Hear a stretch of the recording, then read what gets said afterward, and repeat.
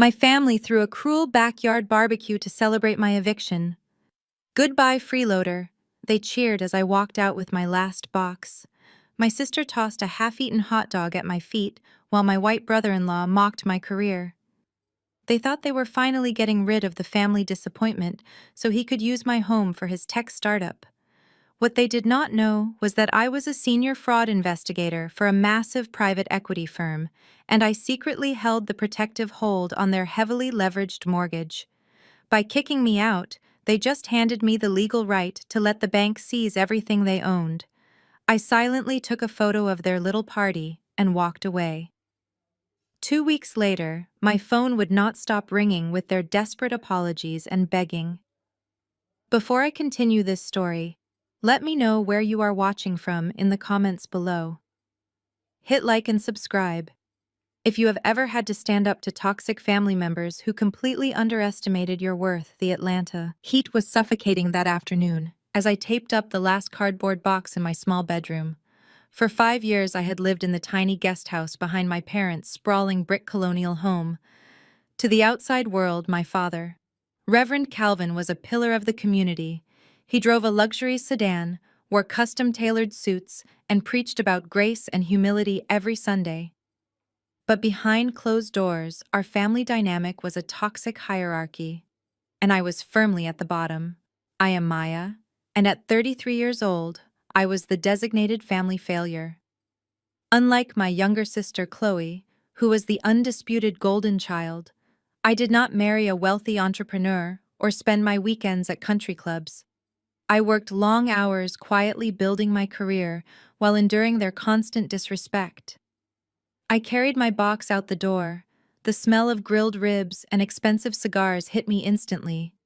My family had set up a massive white tent on the manicured lawn. Hip-hop music blasted from expensive speakers. A huge custom printed banner hung between two oak trees reading "Goodbye, Freeloader" in bright red letters. My cousins, aunts, and uncles were mingling, holding red plastic cups and laughing loudly.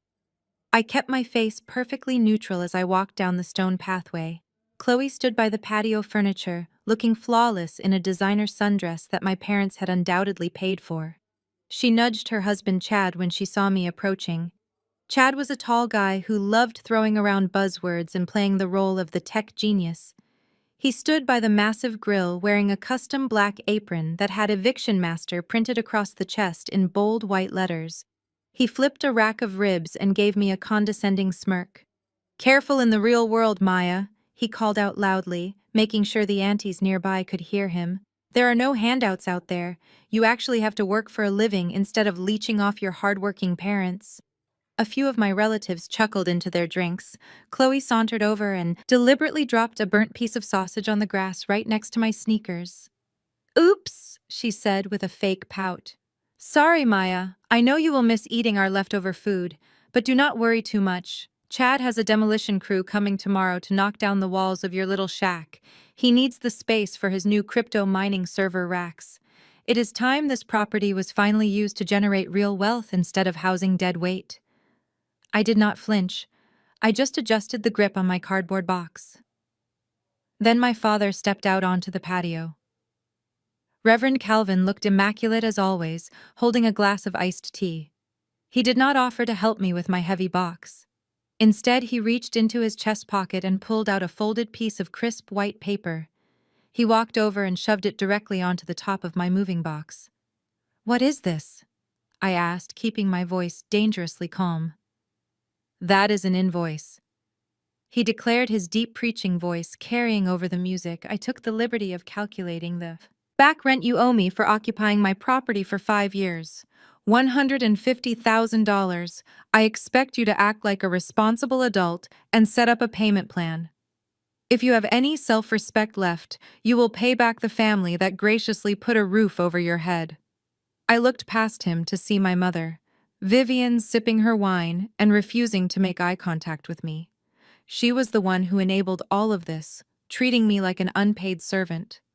They all stared at me, waiting for a reaction. They wanted me to cry or scream in anger so they could validate kicking me out. But I felt absolutely nothing but cold, sharp clarity. I set my box down on the grass. I reached into my pocket and pulled out my smartphone. I opened the camera application and stepped back, taking a wide-angle photo of the entire scene. I made sure the frame captured the eviction master apron, the cruel banner, and most importantly, Chad carrying his first batch of heavy computer server racks right into my former residential guest house. "What are you doing?" Chloe snapped, crossing her arms. "Take a picture so you can remember what a real family looks like." I smiled warmly at her. "Exactly," I said. I picked up my box and turned toward the driveway. "Thanks for the memories." I did not look back as I walked away, leaving them to their arrogant celebration. They thought they had won, but they had no idea that the photograph I just took was the exact piece of evidence I needed to legally obliterate their entire existence. I climbed into the black SUV I had scheduled. The driver loaded my single cardboard box into the trunk and pulled away from the curb. I watched my parents' beautiful two-story brick house shrink in the rearview mirror. It was a house built on lies. To the entire congregation of his mega church, Reverend Calvin was a shining beacon of financial responsibility and spiritual wealth. He preached weekly sermons about generational prosperity and divine favor. But the dark truth was that my father was secretly drowning in massive debt. He had quietly remortgaged that pristine house 3 separate times to fund his expensive lifestyle. He bought custom-tailored suits, luxury vehicles, and threw lavish dinner parties just to desperately keep up outward appearances for his wealthy friends. And then there was my mother Vivian, who always made sure my younger sister Chloe never felt the painful sting of our hidden financial ruin. Chloe always got the best of everything, regardless of the cost it brought to anyone else. I vividly remember the day I found out my mother had emptied my college savings account. I had worked part-time jobs since I was 15 years old, carefully depositing every paycheck into an account I thought was secure. When I turned 18 and needed the funds for my university tuition, the money was gone. Vivian had transferred every dollar to pay for the extravagant deposit on Chloe's destination wedding to Chad. When I confronted them in the kitchen, my mother simply crossed her arms and coldly told me that Chloe needed a perfect wedding to secure a wealthy husband, and that I was smart enough to take out massive student loans. That was the day I realized I was not a daughter to them anymore. I was just a financial resource. They could mine whenever they wanted, but I did not break under their pressure. I took out those loans. I worked 3 jobs and I graduated at the top of my class with a degree in forensic finance. I leaned my head against the cool leather seat of the vehicle and took a deep breath. My family assumed the driver was taking me to some cheap roadside motel or a rundown apartment complex on the outskirts of town. They believed my corporate job was just some entry-level administrative position that barely paid the minimum wage. They were so blinded by their own arrogance and judgments that they never bothered to ask what I did for a living. The black SUV merged onto the highway and sped toward the glittering skyline of downtown Atlanta. We bypassed the rougher neighborhoods and drove straight into the heart of the city's most exclusive financial district. The vehicle pulled into the circular driveway of a towering glass high-rise building. This building was known as the Pinnacle, one of the most prestigious luxury penthouse buildings in the state. A sharply dressed uniformed concierge immediately stepped out of the grand lobby and politely opened my car door. "Welcome home, Miss Maya," he warmly said, with a highly respectful nod, quickly reaching down for my pathetic single cardboard box. I quietly thanked him and confidently walked through the sprawling imported marble lobby. The stern security staff immediately smiled and politely waved as I confidently stepped into the private golden elevator that was reserved exclusively for the elite penthouse-level residents. The heavy elevator doors quietly opened directly into my massive ultra-modern private apartment. Massive floor-to-ceiling glass windows offered a truly breathtaking, unobstructed, panoramic view of the glowing Atlanta city skyline. My personal private chef had already prepared a delicious light dinner that was currently waiting on the massive granite kitchen island. But I completely ignored the food and walked straight past it. I went directly down the long hallway to my secure home office and sat down heavily at my massive solid oak work desk. I reached deep into my leather bag and carefully pulled out my heavily encrypted corporate work laptop. I am a senior risk analyst and lead fraud investigator for Vanguard Heritage, easily one of the absolute largest and most ruthless private equity firms in the entire country. My powerful firm specifically specializes in aggressively buying up distressed debts and failing commercial mortgages. I quickly booted up the powerful machine and smoothly bypassed the advanced biometric fingerprint security protocols. The bright screen suddenly glowed to life, instantly displaying the highly complex internal financial database of the massive firm. I rapidly typed my long administrative password and successfully accessed the heavily restricted client asset portal. My fingers moved incredibly quickly across the glowing keyboard as I intentionally searched for a very specific residential portfolio. I deliberately opened a massive digital file clearly labeled Calvin Family Trust. There on the bright screen was every single humiliating financial detail of my ignorant father's fake life. His numerous maxed-out premium credit cards, his consistently missed luxury car payments, and most importantly, his hopelessly leveraged residential mortgage. For the past 5 exhausting years, my massive firm had secretly owned the entire crushing debt on his precious brick house. And for 5 long, unappreciated years, I had quietly used my high executive clearance to personally place a protective do not foreclose hold on the failing account. I had been single-handedly stopping the aggressive bank from kicking them out onto the street. I looked at the photograph I had just taken of Chad carrying his business equipment into my residential guest house. It was a direct violation of the mortgage agreement. They had just given me the legal justification I needed. I moved my mouse over the protective hold status. With one click of a button, the green shield icon vanished from the screen.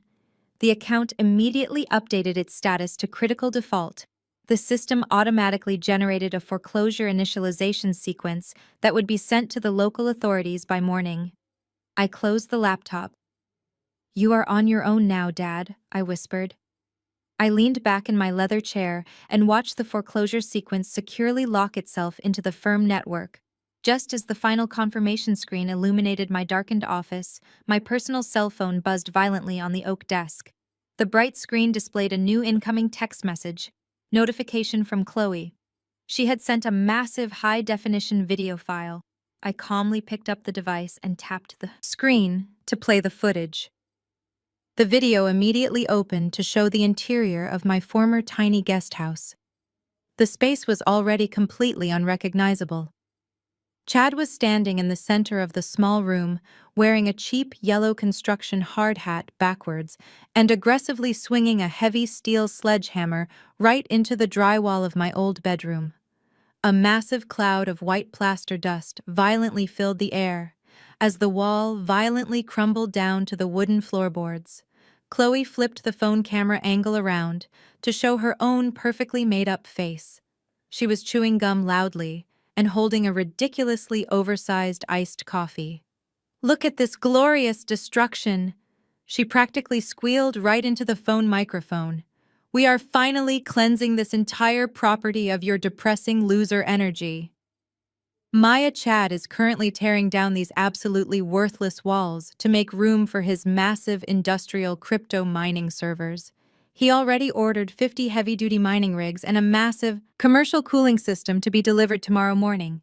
We are officially transforming your pathetic little sad shack into a legitimate tech enterprise. She flipped the camera angle back to Chad, who dramatically dropped the heavy sledgehammer and arrogantly flexed his arms for the lens. "Tell her the business plan, baby," Chloe enthusiastically encouraged him. Chad smirked directly into the camera, wiping fake sweat from his forehead. "It is all about maximizing asset utility. Maya," he breathlessly bragged. "You lived here for 5 long years and generated absolutely zero capital for the family. I am going to turn this residential space into a decentralized financial powerhouse. Do not worry, though. When Chad Tech LLC goes public next year, I might just hire you to sweep the server room floors." The video abruptly ended with the sound of their incredibly annoying synchronized laughter. I sat perfectly still in the quiet luxury of my penthouse office, letting the profound stupidity of their arrogant actions completely wash over me. They were so incredibly arrogant that they were literally documenting their own federal crimes and freely sending the hard evidence directly to a senior financial fraud investigator. My sister thought she was hurting my feelings by showing me the destruction of my former living space. Instead, she had just handed me the final nail for their collective coffin. Operating a commercial crypto mining facility inside a zoned residential neighborhood was a massive violation of city ordinances. Doing major demolition without an approved city permit was another massive violation. And planning to generate unregulated cryptocurrency income without declaring the structural asset changes to the Internal Revenue Service was practically begging for a federal audit. I did not shed a single tear over the broken drywall of my old bedroom. I immediately opened a secure browser window on my corporate laptop. I navigated directly to the reporting portal for the county zoning board. I meticulously filled out the digital forms reporting an unpermitted demolition and an illegal power grid installation in a residential zone. In the section requesting evidence, I uploaded the wide-angle photograph I had taken earlier at the Eviction barbecue. The image perfectly showed Chad carrying the heavy server racks directly into the guest house structure. Then I attached the video Chloe sent me showing the illegal demolition taking place. I hit the submit button and watched the confirmation number appear on the screen. But I was not finished yet. I opened a second browser window and navigated directly to the tip portal for the Internal Revenue Service. I submitted a detailed anonymous report regarding a new corporate entity called Chad Tech, LLC, operating an undeclared cryptocurrency mining facility on a residential property. I attached the same photographic and video evidence. The federal and local wheels were now officially in motion. The trap was set and heavily baited. All I had to do now was patiently wait for them to step right into it. I closed my laptop, finished my dinner, and went to sleep in my king-sized bed, feeling more peaceful than I had in 5 years. The very next morning, I arrived early at the Vanguard Heritage corporate headquarters. I walked through the sleek glass doors, wearing a sharp designer suit, holding a hot cup of premium coffee. I settled into my private glass-walled office overlooking the busy city streets below. As a senior risk analyst, my daily job consisted of aggressively reviewing massive commercial loan applications and actively flagging suspicious corporate financial behavior. I logged into the primary mainframe and began sorting through the overnight commercial loan requests. About an hour into my shift, an automated alert flashed across my primary computer monitor. My clearance mandated. I review any loan application exceeding $3 million that originated within my designated geographic territory. I clicked on the flashing red notification to open the digital file. The applicant name listed at the very top of the massive digital document immediately caught my eye. The corporate entity requesting the massive financial injection was officially listed as Chad Tech, LLC. My brother-in-law was aggressively seeking a $4 million commercial loan to supposedly fund his crypto mining operation. But that was not the detail that made my heart pound with dark anticipation. I quickly scrolled down to the section outlining the required collateral for the multi-million-dollar loan. Chad did not have any money or legitimate assets to secure the loan. Instead, the detailed application listed the exact address of my parents' brick colonial home. He was illegally using the Calvin Family Trust as the sole collateral for his fraudulent commercial loan. I stared at the glowing monitor, unable to fully process the sheer audacity of my brother-in-law. My father had essentially handed over the legal rights to the only asset keeping him out of total bankruptcy, just so Chad could play the role of a tech visionary. Before I could even click into the deeper financial details of the fraudulent application, my personal cell phone buzzed aggressively on my desk.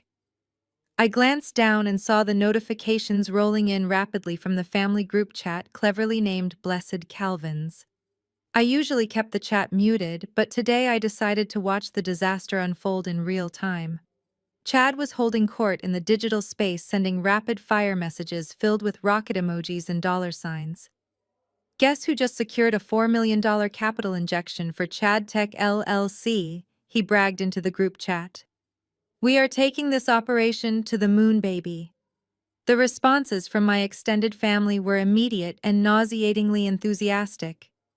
Aunt Shirley, who had never worked a day in corporate finance, replied with a dozen praising hands emojis. Oh, praise the Lord, she typed. You are such a blessing to this family. Chad, a true visionary. Aunt Martha quickly chimed in, agreeing completely. We always knew Chloe married a genius. He is the absolute savior of the family finances. Chloe sent a selfie showing her posing inside a luxury car dealership with a caption that read, "Shopping for my new daily driver. Thanks to my brilliant husband, we are officially entering a new tax bracket." The chat was a continuous stream of toxic positivity and unearned arrogance. They were celebrating money that they did not even have, yet completely ignorant of the fact that the very loan they were cheering for was currently sitting on the desk of the family scapegoat. Then, my father, Reverend Calvin, decided to join the conversation. He did not offer a simple congratulations to his son-in-law. Instead, he used the moment to publicly humiliate me in front of the entire extended family. He directly tagged my phone number in the chat. Maya. I hope you are paying close attention to this, he wrote. This is what real ambition looks like. Chad is out here securing multi-million-dollar investments while you are probably struggling to pay for a cheap motel room. Maybe if you humbled yourself and asked your brother-in-law for some business advice, you would not be in such a pathetic situation. Learn from him, Maya. You might actually amount to something. I read the messages twice, letting the bitter sting of his words wash over me. My father, the man who was secretly drowning in massive debt and silently relying on my income to keep a roof over his head, was actively mocking me while praising the exact man who was currently mortgaging that same roof without a safety net. I did not respond to the group chat.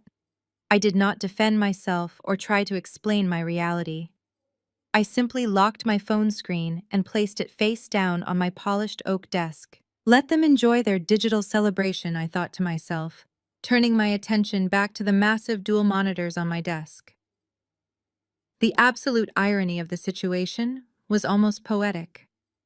Chad, in his desperate rush to secure funding for his fake company, had blindly used an online commercial loan broker. That broker had automatically routed his massive application to the largest private equity firm in the region, which happened to be Vanguard Heritage. He had absolutely no idea that he was actively applying for a high-risk commercial loan through the exact financial institution where I was the senior investigator and the primary gatekeeper for his specific region. As I scrolled through his completely fabricated revenue projections and inflated collateral appraisals, my office phone rang. It was David, my direct supervisor and the managing director of the underwriting department. I picked up the receiver and listened as David immediately brought up the Chad Tech LLC application. Maya, I just saw this $4 million request come across the regional dashboard, David said, his voice laced with professional skepticism. The algorithm automatically flagged it for severe structural anomalies. The corporate entity is less than a month old, the revenue projections are entirely speculative, and the collateral is a residential property owned by a third-party trust. This looks like a massive compliance nightmare and highly indicative of mortgage fraud. I am going straight into the system to deny it and flag the applicant for federal review. I leaned forward in my leather chair, staring directly at the digital signature Chad had arrogantly scribbled at the bottom of the fraudulent application. If David denied the loan, Chad would simply try another bank.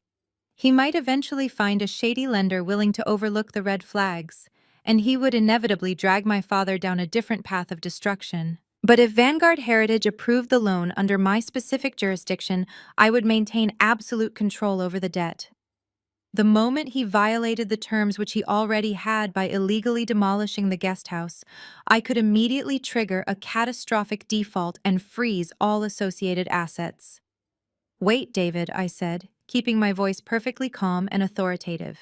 Do not deny the application. I have personally reviewed the collateral trust and the guarantor profiles. The algorithms are just being overly sensitive regarding the new LLC status. I will take full executive responsibility for this specific portfolio, override the high-risk flags, and push the approval through to the final funding stage. David hesitated for a brief moment, clearly surprised by my unusual request.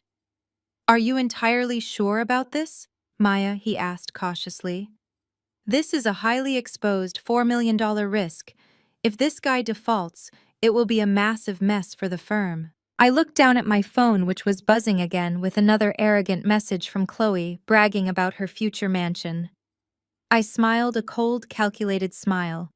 "I am absolutely sure, David," I replied, my voice steady and completely devoid of mercy. "Approve it. Let them have the rope." 72 hours later, the automated confirmation notification glowed green on my secondary monitor. The $4 million commercial loan had officially bypassed the final underwriting stage, and the massive funds were successfully wired directly into the primary checking account of Chad Tech LLC. I watched the digital transaction clear the Federal Reserve System with a profound sense of dark satisfaction.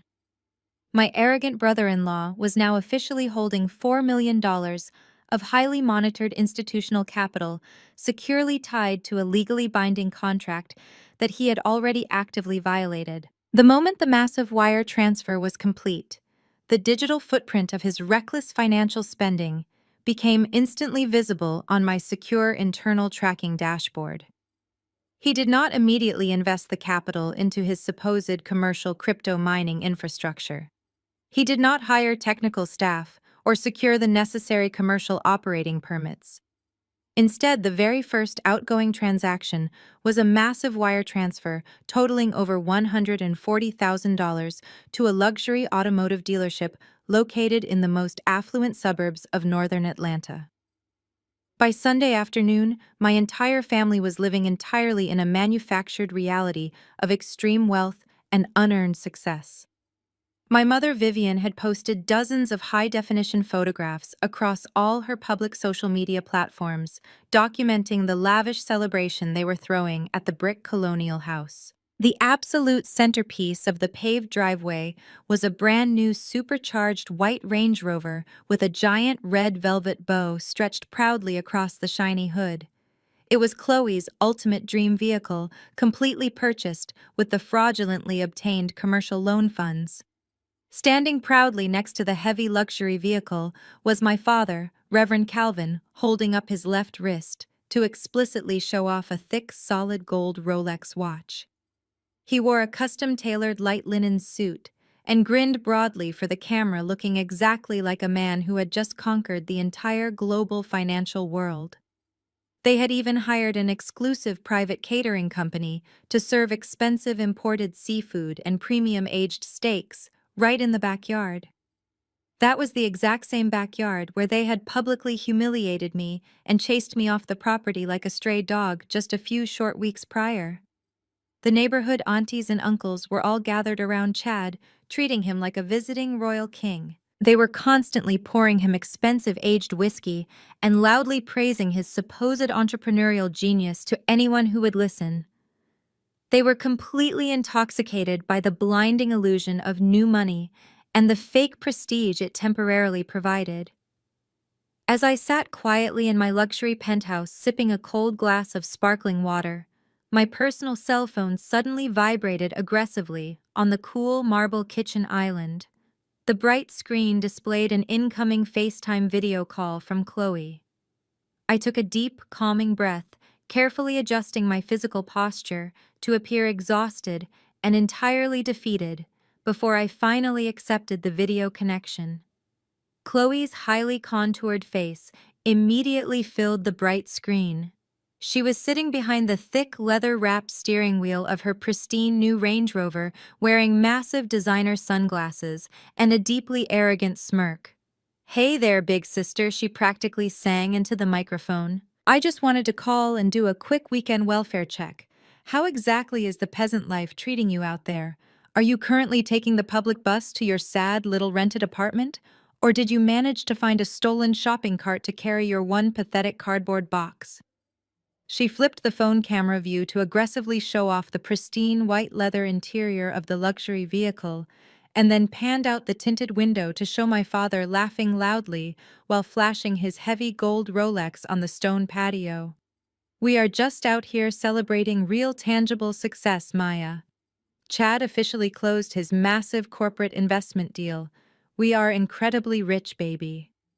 I kept my facial expression perfectly flat, deliberately staring right into the phone camera lens with wide, innocent eyes. That is incredibly impressive, Chloe, I said, forcing my voice to sound small, weak, and deeply intimidated. I am genuinely surprised the commercial bank approved such a massive financial loan so quickly without requiring more intense background verification. Did Chad happen to thoroughly read the cross-collateralization clause hidden in the final lending contract before he aggressively signed his name on the dotted line? The phone camera fumbled wildly for a brief second before Chloe's smug face was suddenly replaced by Chad's flushed and slightly intoxicated features. He glared aggressively right into the camera lens while tightly holding a heavy crystal glass of expensive amber whiskey. "Look right here, Maya," he sneered loudly, his voice incredibly thick with unearned racial superiority and deep arrogance. Do not try to use your fake administrative banking vocabulary to sound smart and ruin our beautiful family celebration. The major bank loved my corporate business plan because I am an actual visionary innovator and a true asset creator. You are just bitterly jealous because you will be aggressively working for a pathetic hourly wage for the absolute rest of your miserable, insignificant life. Enjoy the sweaty public bus rides, you massive loser. Chad aggressively tapped the phone screen and abruptly ended the video call immediately, throwing my phone display back to a quiet, dark screen. I slowly lowered the device and smiled warmly out at the glittering Atlanta city skyline. He had not read a single page of the heavy legal contract. He had absolutely no idea that the specific cross-collateralization clause meant the private equity firm now maintained total legal authority to instantly seize not only the residential property, but also every single personal asset purchased with those specific loan funds. That included the shiny white Range Rover, the solid gold Rolex watch, and the bank balance. The massive fuse was officially lit, and my incredibly toxic family was happily dancing right on top of a massive ticking legal bomb that would detonate. 2 weeks passed in a sickening blur of their manufactured opulence. My sister continued to aggressively flood her social media pages with high-definition pictures of her designer shopping bags, premium spa days, and that incredibly shiny new white Range Rover parked right in my parents' front driveway. Chad was incredibly busy transforming my former quiet living space into a deafeningly loud industrial sauna. He had successfully installed the massive commercial crypto mining servers, which required highly illegal and dangerous modifications to the residential power grid just to keep the heavy cooling systems running. The constant annoying humming noise of the heavy machinery could be heard from the street, but Chad arrogantly ignored the repeated complaints from the wealthy neighbors. He truly thought he was completely untouchable because he had millions of dollars sitting in his corporate bank account. He was completely wrong about his invincibility, and his arrogant downfall was about to be spectacularly public. It was a perfectly quiet Tuesday morning when the heavy and unforgiving wheels of local government finally arrived at the brick colonial house. I was sitting comfortably at my executive desk at Vanguard Heritage, reviewing a completely separate commercial portfolio, when the loud alert flashed across my personal cell phone. It was another frantic message in the blessed Calvin's family group chat, but this time there were absolutely no rocket emojis or bragging statements to be found. Chloe posted a panicked, shaky video from her second-story bedroom window.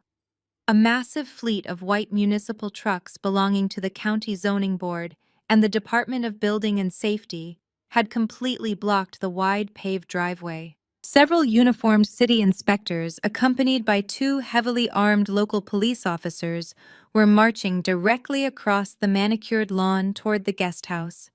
My father, Reverend Calvin, was sending rapid text messages into the group chat, demanding to know why there were police cruisers parked on his pristine lawn, destroying his perfect neighborhood reputation.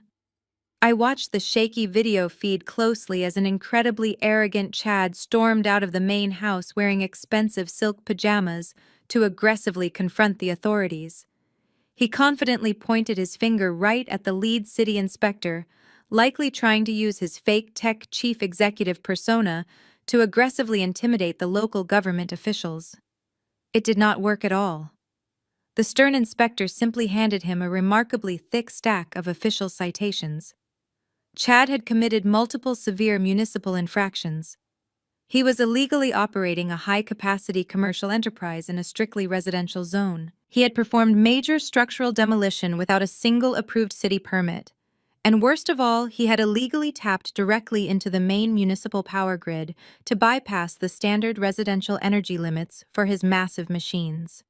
The local authorities immediately ordered a mandatory permanent shutdown of the servers and slapped Chad Tech LLC with a massive $80,000 fine payable immediately to avoid a devastating property lien against my father's house.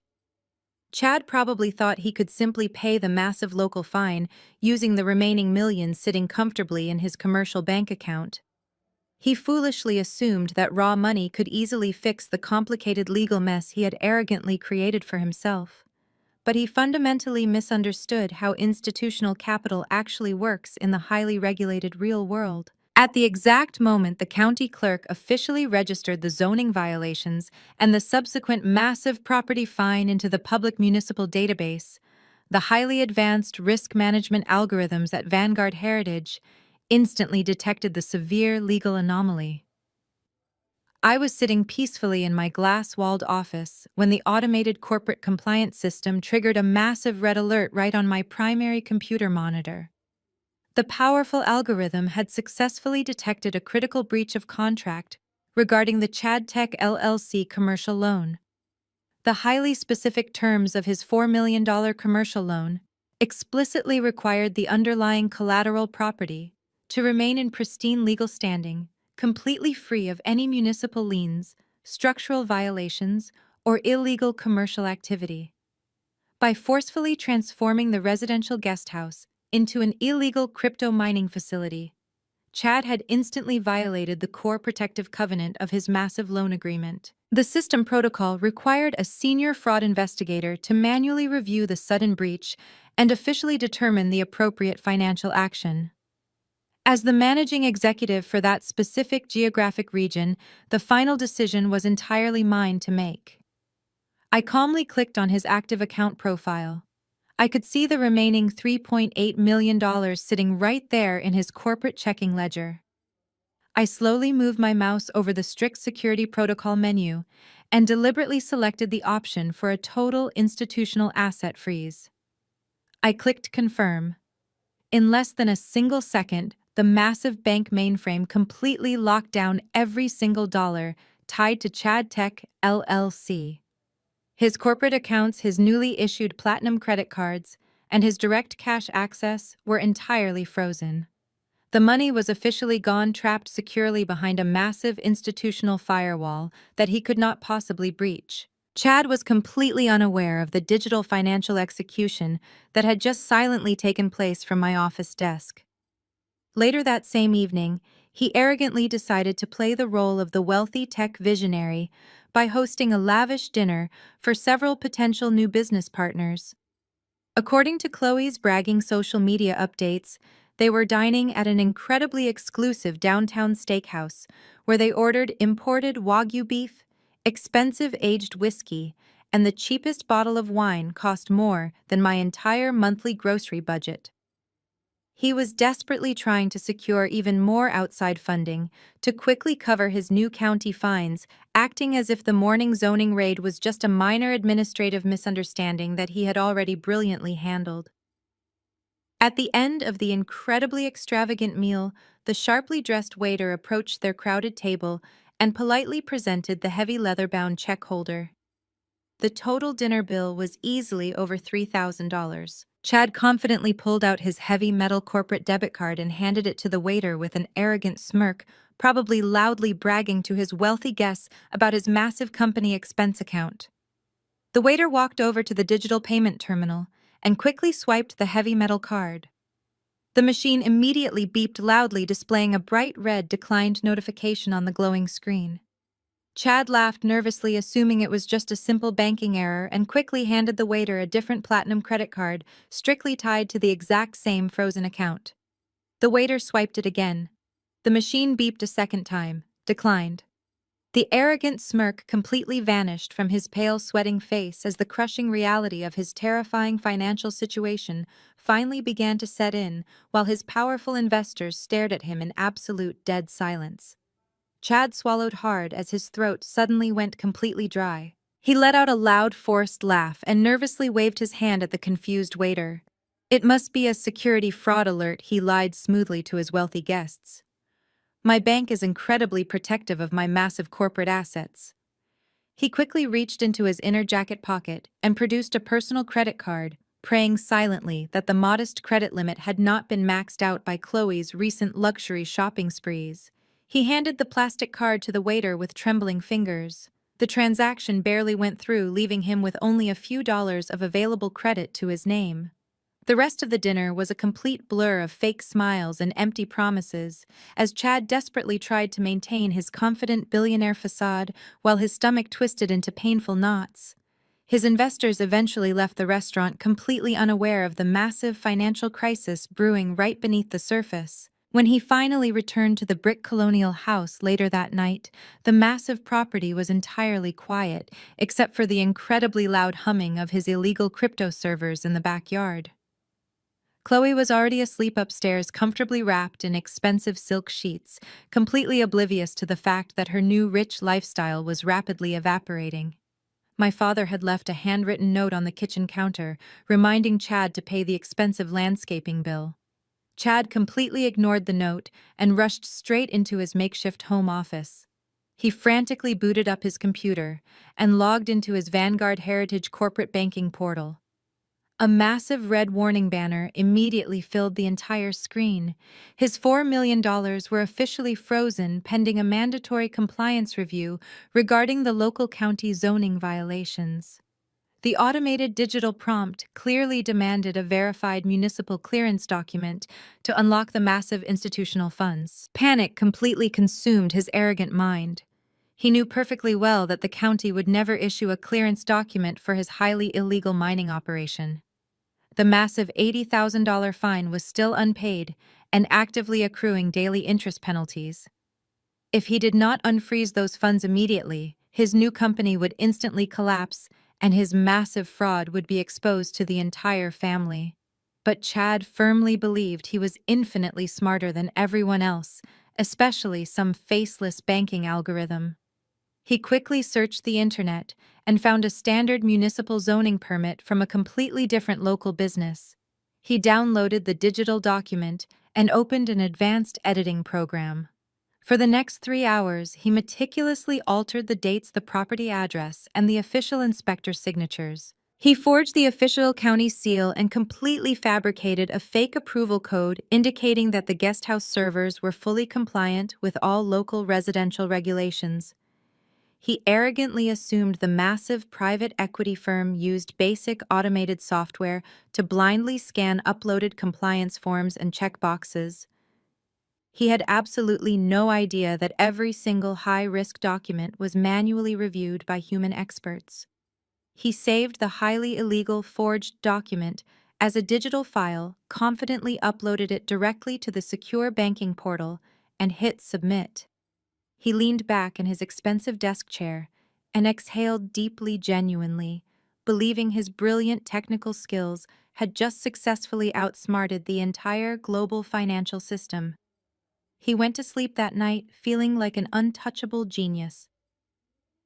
The following morning, I arrived at my glass-walled office at Vanguard Heritage holding a fresh cup of premium coffee. I had barely taken my first sip when my primary computer monitor chimed softly in the quiet room.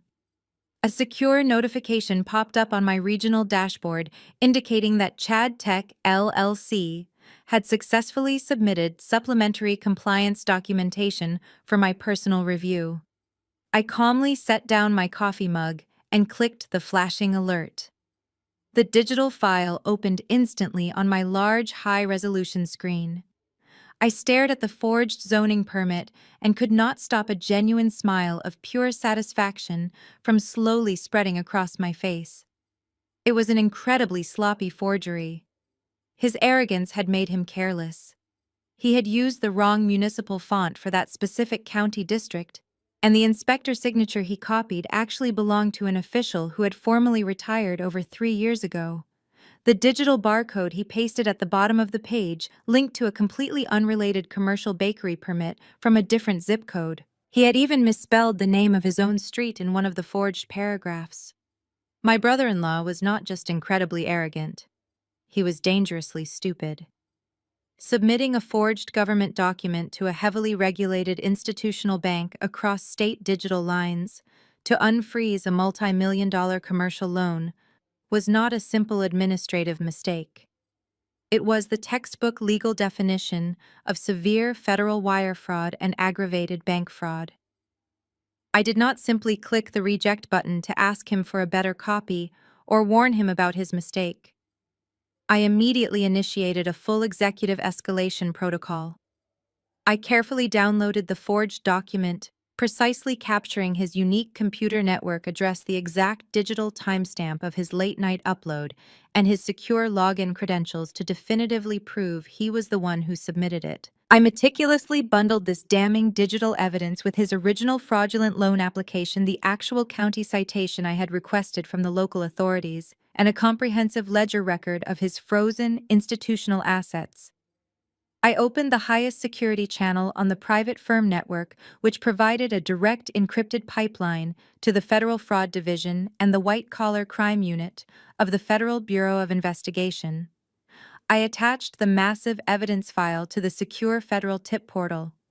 I filled out the mandatory institutional reporting forms, clearly outlining his attempt to defraud a federally insured institution using fabricated government seals.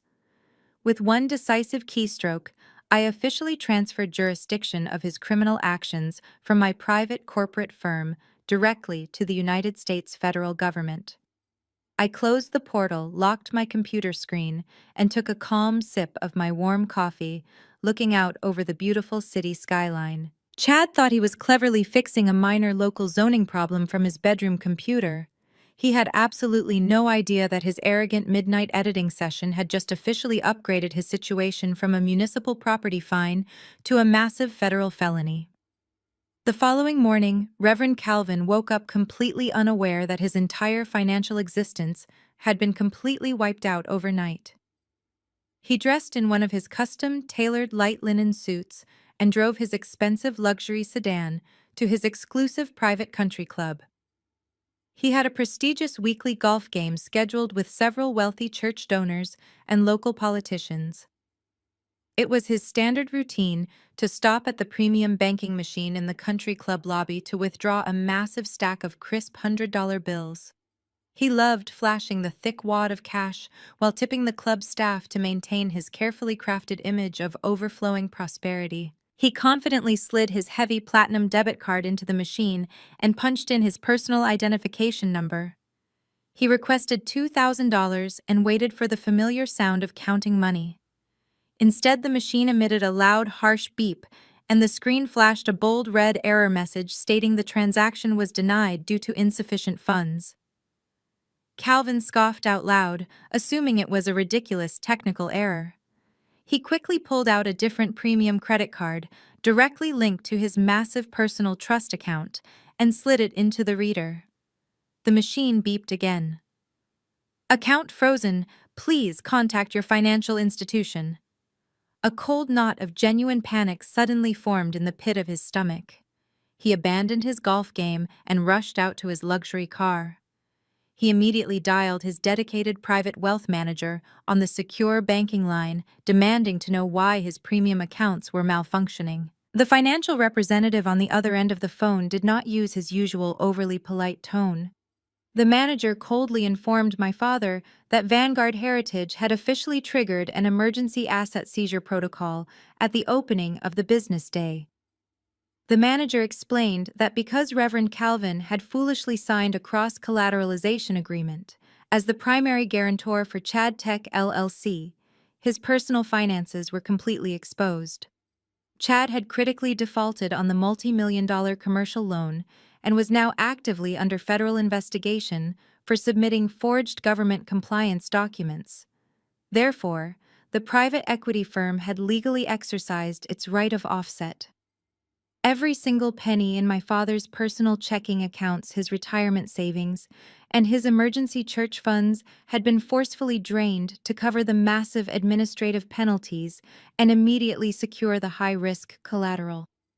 His available balance was absolutely zero. Calvin dropped his phone on the passenger seat and gripped the leather steering wheel as his chest violently tightened.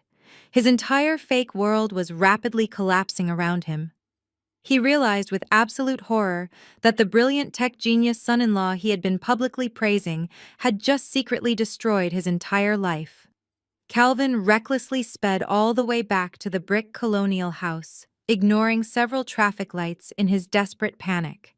He slammed his luxury car into the driveway, completely ignoring Chloe's shiny white Range Rover, and sprinted up the stone steps. He violently threw open the heavy oak front doors of the house, breathing heavily and sweating completely through his expensive tailored suit. He found Chad casually sitting at the massive granite kitchen island, wearing expensive athletic clothes and eating a bowl of imported fruit. Chloe was standing nearby, happily scrolling through her social media feed on her new phone.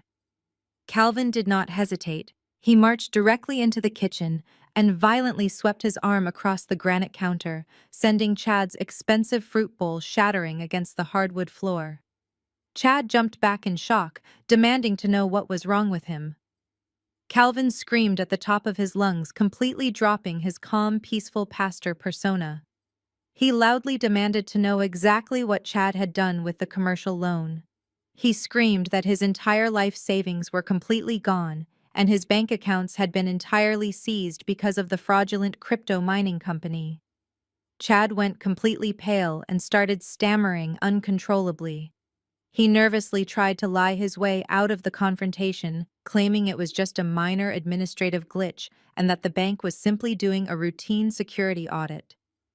Chloe immediately stepped between them, fiercely defending her husband. She yelled at our father, telling him he was being completely irrational and that Chad was a brilliant businessman who was going to make them all billionaires. The intense screaming match echoed loudly through the large, empty house. The sheer volume of the chaotic argument immediately brought my mother, Vivian, rushing down the grand wooden staircase. She was clutching her expensive silk morning robe and demanding to know why her peaceful morning was being violently interrupted. Calvin desperately tried to explain the massive financial catastrophe to his wife. He told her that Chad had committed severe bank fraud and dragged their entire family into a massive legal disaster. But Vivian refused to listen to the harsh reality. She immediately rushed over to Chad and wrapped her arms protectively around him. She glared angrily at her husband and loudly blamed the supposedly corrupt banking system. She confidently declared that the massive institutional banks were simply intimidated by Chad's incredible entrepreneurial talent and were aggressively trying to steal his brilliant ideas. She told Calvin to have faith in his family and to stop attacking the only person who was actually bringing real wealth into their home. She blindly refused to accept that her golden child had married a complete financial parasite. Calvin stood alone in his own kitchen, staring at his delusional wife and his incredibly arrogant daughter. He realized he had spent his entire life protecting and enabling these toxic people, and now they were actively defending the very man who had just financially ruined him. The family was completely fracturing right before his eyes. He opened his mouth to order Chad to pack his bags and get out of his house forever. But before he could speak a single word, a series of incredibly loud and aggressive knocks violently shook the heavy oak front door. It was not a polite neighborly knock. It was the distinct heavy pounding of law enforcement. The entire family froze in absolute silence. Calvin slowly walked out of the kitchen and pulled open the front door. Standing on the front porch were two stern-looking men wearing dark business suits and displaying heavy gold badges pinned to their belts.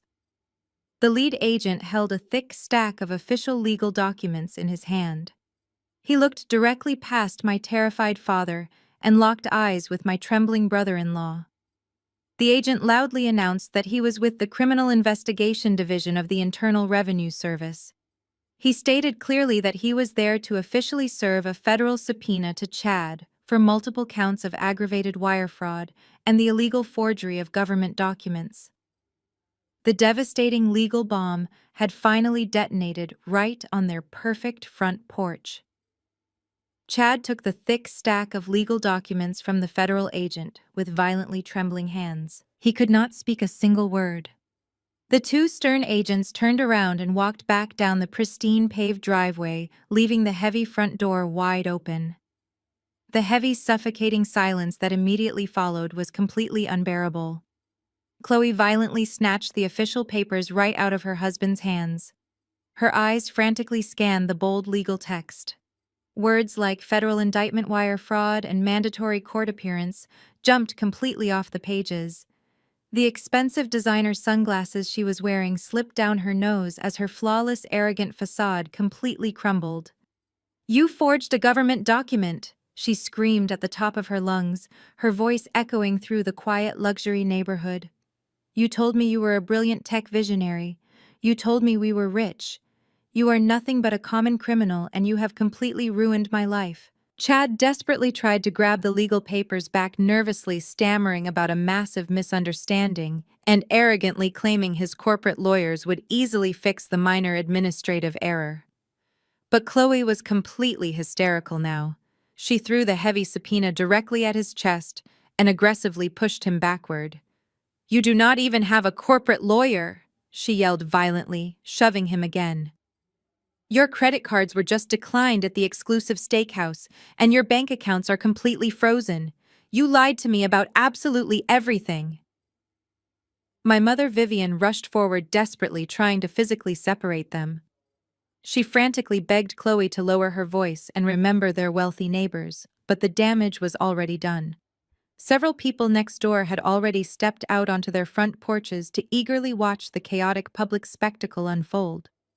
My father, Reverend Calvin, did not say a single word. He slowly backed away from the aggressive screaming match and retreated directly into his private mahogany study, quickly locking the heavy wooden door behind him. He collapsed into his expensive leather armchair, his chest heaving with sheer panic. It was not just the crushing financial ruin that terrified him. It was the absolute destruction of his carefully crafted public image. He was the highly respected pastor of a massive community church. He had spent decades preaching about moral superiority and divine financial blessings. Once the church elders and his wealthy congregation found out that his son-in-law was a federally indicted fraudster and that their beloved pastor was secretly bankrupt, his entire career would be instantly over. The bank was going to publicly foreclose on his beautiful home, and his name would be plastered all over the local evening news. He buried his face in his trembling hands, realizing that his pride and his blind favoritism had led him directly into a massive, inescapable trap. Calvin knew he had to act immediately before the local media caught wind of the federal subpoena. He reached for his desk phone and frantically dialed the emergency number for his high-priced corporate attorney. The lawyer answered immediately, having already received the automated default notices from the massive private equity firm. Calvin desperately pleaded with the attorney, demanding a massive legal injunction to protect his personal assets and stop the looming house foreclosure. He loudly blamed Chad for the entire catastrophic mess and insisted that his family trust was completely separate from the fraudulent crypto mining company. But the attorney cut him off with a harsh and unforgiving tone.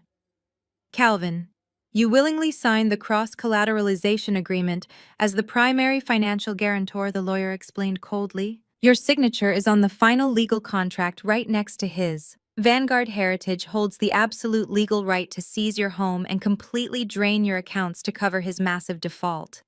There is absolutely no legal loophole you can use to magically escape this situation. You are completely tied to his federal crimes. Calvin felt the room spinning. He desperately asked the lawyer if there was any possible way to negotiate a settlement or slowly pay off the massive penalty over the next 20 years. The lawyer sighed deeply through the phone receiver. There is exactly one highly unlikely option left, the attorney stated clearly. Vanguard Heritage is an incredibly ruthless institution, but they are ultimately run by human executives.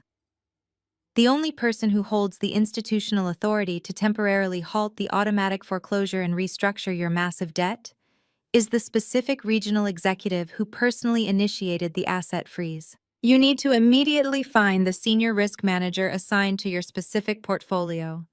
You cannot call them and you cannot send an email. You need to physically walk into their corporate headquarters located downtown, get down on your knees, and beg that specific executive for a financial restructuring deal. It is your only chance to save your house and your public reputation. Calvin hung up the heavy desk phone, his mind racing with desperate hope. He did not care how much he had to grovel or how much pride he had to swallow. He was fully prepared to use his charismatic pastor persona to deeply manipulate the banking executive into granting him a financial pardon. He quickly stood up, straightened his expensive linen suit, and aggressively marched back out into the chaotic living room. Chad was sitting on the expensive sofa, with his head buried in his hands while Vivian was quietly crying in the kitchen. Chloe was aggressively packing a large designer suitcase, claiming she was moving into a luxury hotel. Calvin walked directly over to his golden child and forcefully grabbed the suitcase out of her hands. "Stop this pathetic crying immediately," he commanded, his booming pastoral voice echoing through the large room. "We are not losing this house, and we are not letting this idiot completely destroy our family legacy." He pointed a shaking finger directly at Chloe and then glared at Chad. "Get dressed," he demanded.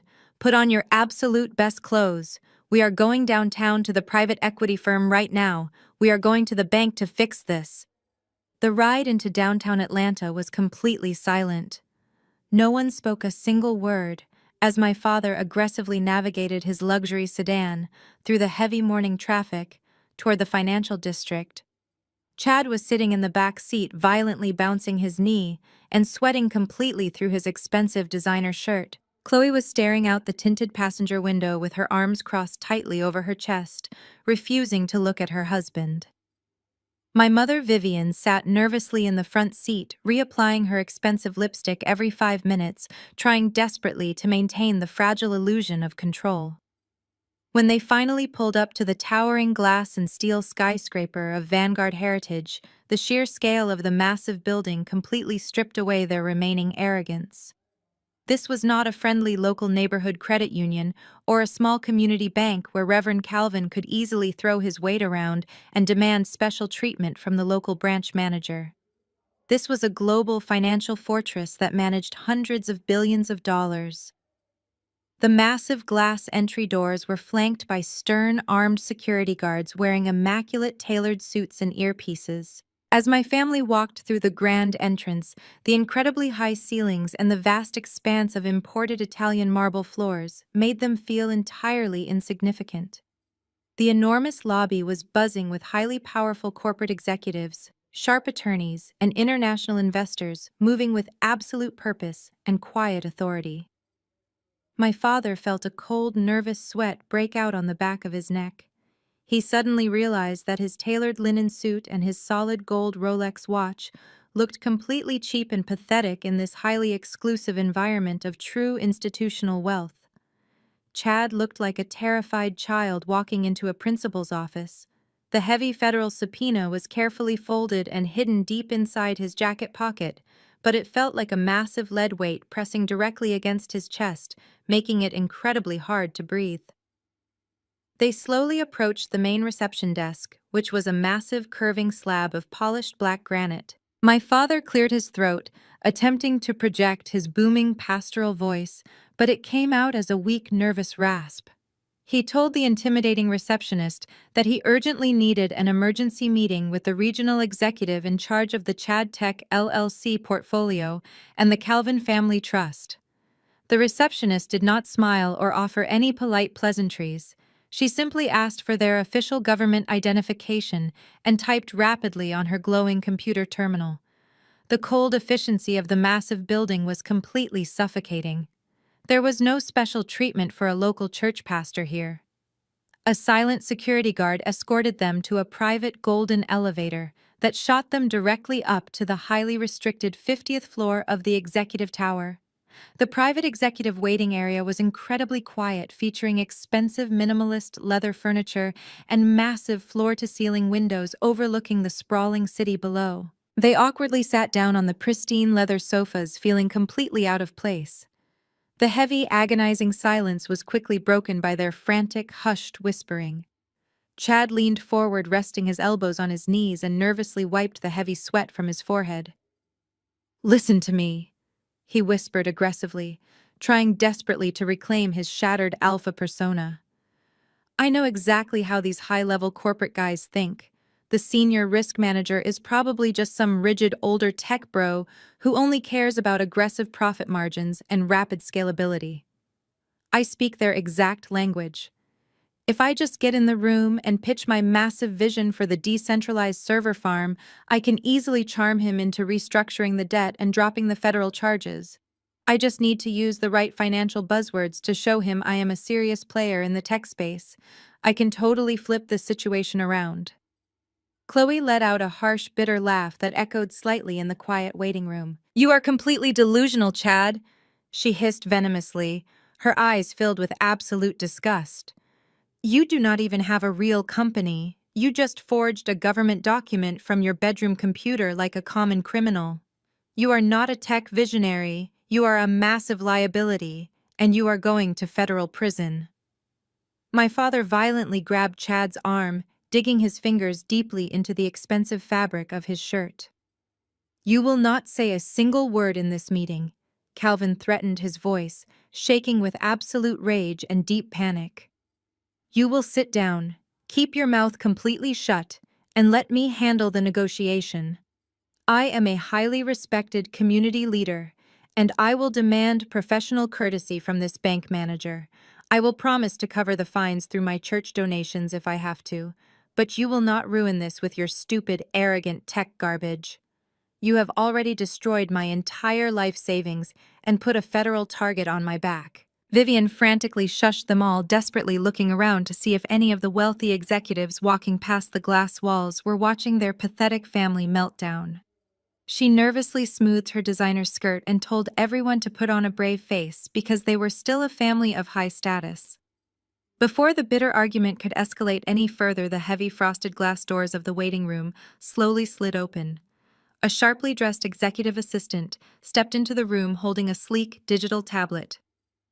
Reverend Calvin, the assistant, announced clearly, breaking the suffocating tension in the room. "The senior fraud investigator has reviewed your emergency request. The executive will see you all now in conference room A. Follow me, please."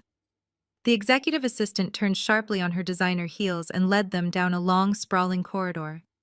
The hallway was incredibly intimidating, with thick imported wool carpets that completely absorbed the sound of their footsteps. Modern abstract art hung on the pristine white walls, subtly communicating the massive wealth and unyielding power of the global financial institution.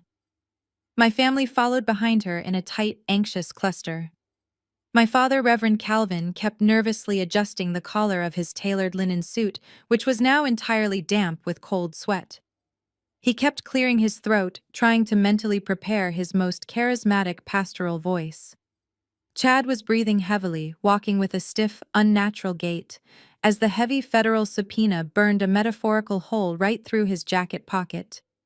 My mother Vivian and my sister Chloe linked their arms together, clutching their expensive designer handbags, like defensive shields against the overwhelming corporate atmosphere. They finally reached the end of the long corridor, where massive double doors made of frosted glass and heavy steel stood firmly closed. The assistant smoothly pushed the heavy doors open and gestured for them to step inside conference room A. The interior of the massive room was breathtakingly cold and strictly professional. The absolute centerpiece of the room was an enormous polished mahogany table that looked like it belonged in a presidential cabinet meeting. There were 20 high-backed black leather chairs perfectly aligned around the edges of the dark wood. One entire wall was made completely of floor-to-ceiling glass, offering a dizzying panoramic view of the sprawling Atlanta skyline. The family slowly filed into the room, feeling completely exposed and incredibly small against the backdrop of the massive city. They awkwardly chose seats grouped closely together on one side of the massive table. The assistant quietly exited the room, and the heavy glass doors closed behind her with a definitive click. The absolute silence in the room was deafening. Chad leaned across the table, rubbing his trembling hands together. "Listen to me, Calvin," he whispered frantically, his voice cracking with pure desperation. "When the executive walks in, I need you to let me introduce myself first. I need to establish dominance and show him that I understand complex decentralized financial architecture. If I can just pivot the conversation toward the future equity of my company, I can definitely make this entire federal problem disappear." Calvin violently slammed his hand down flat against the polished mahogany wood. "You will absolutely not speak," he hissed venomously, glaring at his son-in-law with pure, unadulterated hatred. "You are a federally indicted criminal. You have completely destroyed my life savings. If you open your mouth and ruin my desperate negotiation, I will personally hand you over to the federal agents myself." Before Chad could offer another pathetic defense, the heavy frosted glass doors suddenly swung open. The sharp, authoritative clicking of expensive high heels echoed loudly against the hardwood floor just inside the doorway. Everyone at the table instantly froze and looked up, expecting to see a stern, older white male executive walk into the room. Instead, I stepped confidently through the heavy double doors. I was not wearing the faded jeans and cheap oversized sweaters I used to wear when I lived in their tiny backyard guest house. I was wearing an impeccably tailored charcoal gray designer suit that fit me with absolute perfection. My hair was styled in a sleek professional blowout, and my posture was entirely unyielding. I radiated a cold, calculated authority that demanded absolute respect from everyone in the room. I did not walk in alone. Flanking me on my right side was a tall, serious-looking corporate attorney carrying a thick leather briefcase. On my left side was the lead forensic auditor for the regional division, holding a glowing digital tablet that contained every single piece of their ruined financial existence. My family stared at me in absolute stunned silence, their brains completely short-circuited, unable to process the incredible visual contradiction happening right in front of their eyes. They had spent the last 5 years actively convincing themselves that I was a massive failure, a pathetic loser who could barely afford to feed herself. Seeing me standing inside the most exclusive boardroom of a massive global private equity firm, flanked by two highly intimidating financial professionals, completely shattered their manufactured reality. My father blinked rapidly, his mouth opening and closing silently like a suffocated fish. Chad just stared blankly, his face completely drained of all color. Chloe was the very first person to finally break the agonizing silence. Her deep-seated arrogance simply would not allow her to comprehend the truth. She let out a loud, high-pitched, nervous laugh that echoed awkwardly around the massive mahogany table. "Maya, what on earth are you doing here?" she asked, her voice dripping with extreme condescension and fake relief. "Did you finally get a job running errands for the real executives? Please tell me you are the secretary they sent in here to bring us some coffee or water, because we have been waiting for a very long time. Actually, if you could just go tell your boss that Reverend Calvin and Chad Tech are ready for our emergency meeting, that would be incredibly helpful. You can catch up with us later." I did not offer her a polite smile. I did not laugh at her ridiculous insult. I simply kept my face completely devoid of any emotion and walked deliberately toward the very front of the room. I pulled out the oversized leather chair positioned exactly at the head of the massive mahogany table, the seat of absolute power. I gracefully sat down, folding my hands together and resting them calmly on the polished wood. The corporate attorney immediately took the seat to my right, placing his heavy briefcase on the table and snapping the metal locks open.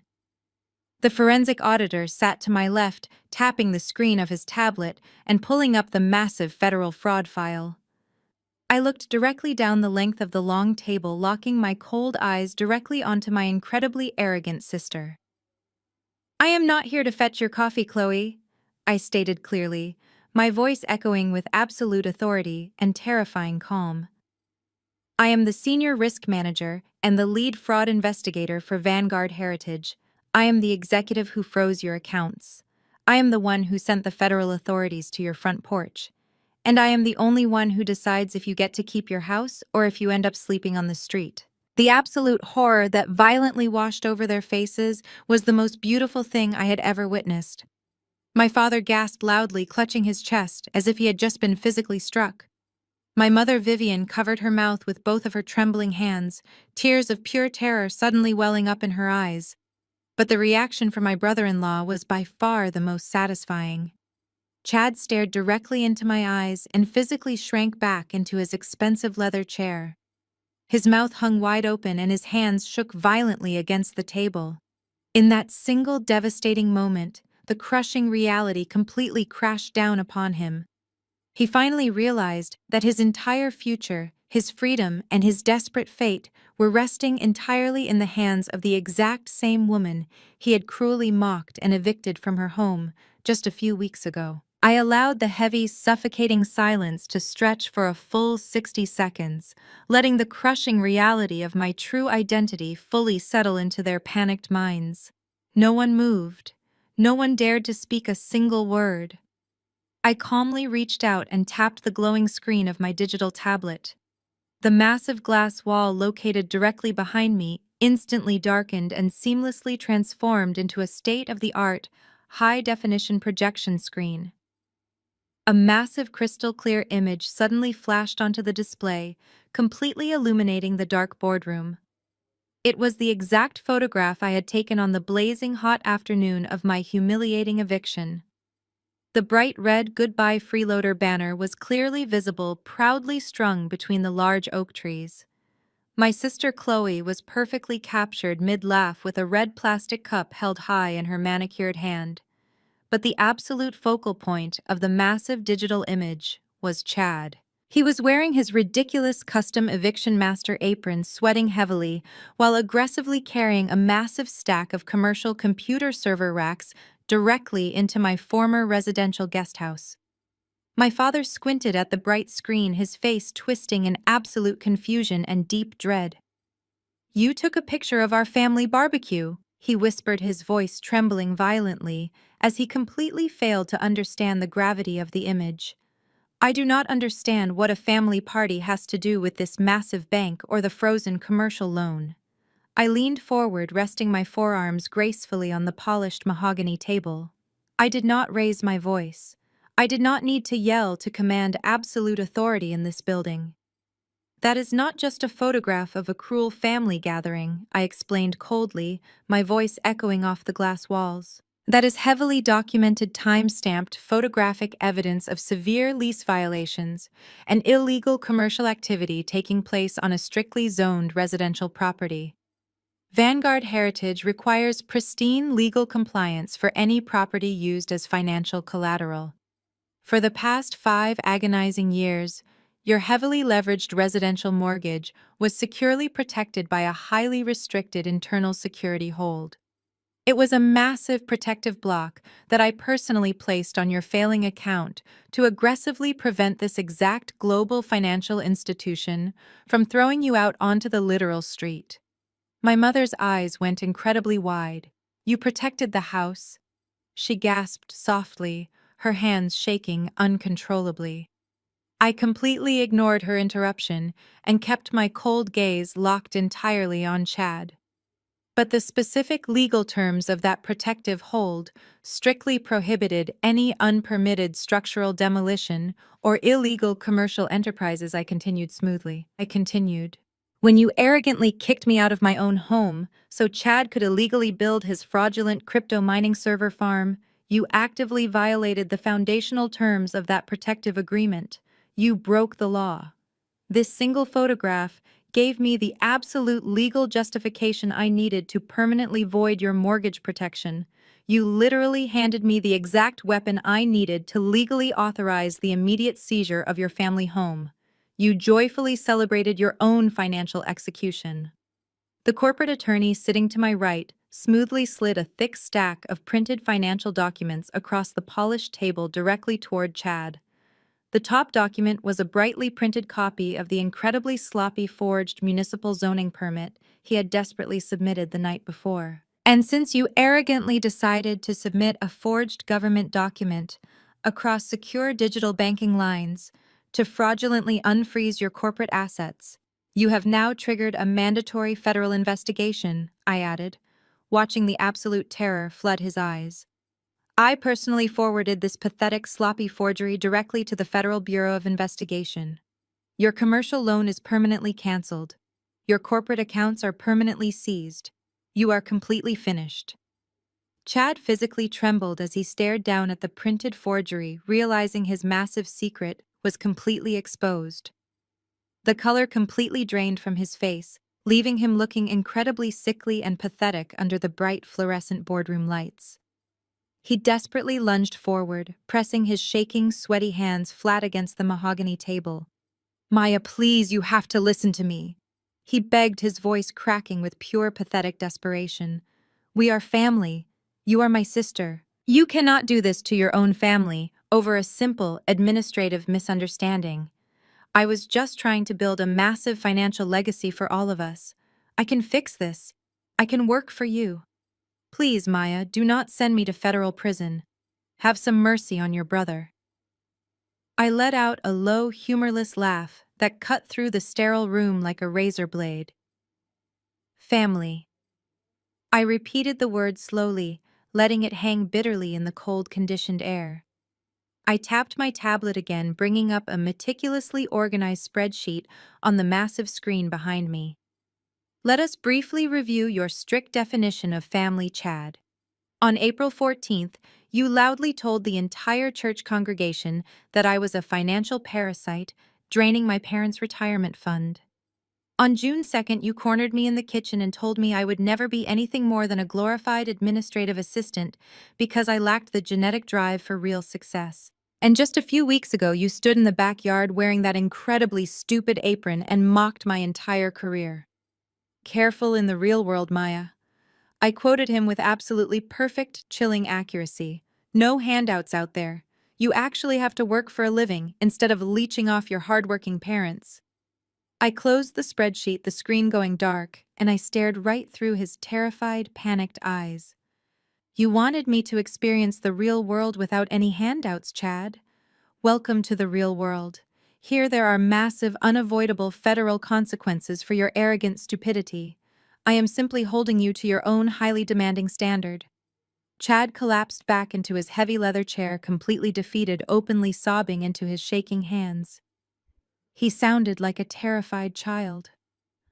Chloe sat completely frozen beside him, staring blindly at the massive mahogany table, entirely unable to comprehend that her luxurious lifestyle was officially dead. I had completely dismantled the arrogant golden child and her fraudulent criminal husband in less than 5 minutes flat. I slowly turned my head away from the weeping tech bro and locked my icy, unblinking gaze directly onto my father. Reverend Calvin was practically hyperventilating, his hands gripping the armrests of his chair so tightly his knuckles were completely white. He knew he was next on the chopping block. I offered him a sharp, terrifying smile that did not reach my eyes. Now I said, my voice dropping to a dangerously quiet whisper. "Let us talk about the 5 years of rent you claimed I owed you." I kept my eyes locked on my father as I reached for a manila folder resting near my tablet. I slid the heavy file across the polished mahogany table until it stopped right in front of his shaking hands. "Go ahead and open it," I instructed, my voice completely devoid of any warmth. "That is the complete and unedited financial history of your community church. from exactly 4 years ago. My father stared at the closed folder, as if it were a live explosive device. He did not make a single move to touch it, so I simply continued talking. 4 years ago, your community church faced total financial collapse due to your reckless spending and your misappropriation of the church charity funds. The Board of Elders was preparing to publicly expose your deficit and force you to resign in complete disgrace. You panicked and secretly took out hidden loans against this house just to temporarily cover the missing church money and save your public reputation. But you could not afford those new loan payments either. You quietly defaulted on every single obligation you had. The original bank was preparing to publicly foreclose on the brick colonial house and expose your financial sins to the entire congregation. You thought your secret was safe because you managed to quietly transfer the debt to a private equity firm. You arrogantly assumed you had successfully outsmarted the financial system. Once again. What you never realized was that I was the executive who intercepted your distressed file when it crossed the regional desk here at Vanguard Heritage. The firm was ready to liquidate your property and throw you into the street. But I stepped in and used my executive clearance to force the firm to purchase your distressed debt, placing it securely under my personal administrative portfolio. But the bank required a solvent guarantor to authorize the protective hold on the failing account. I became your shadow guarantor.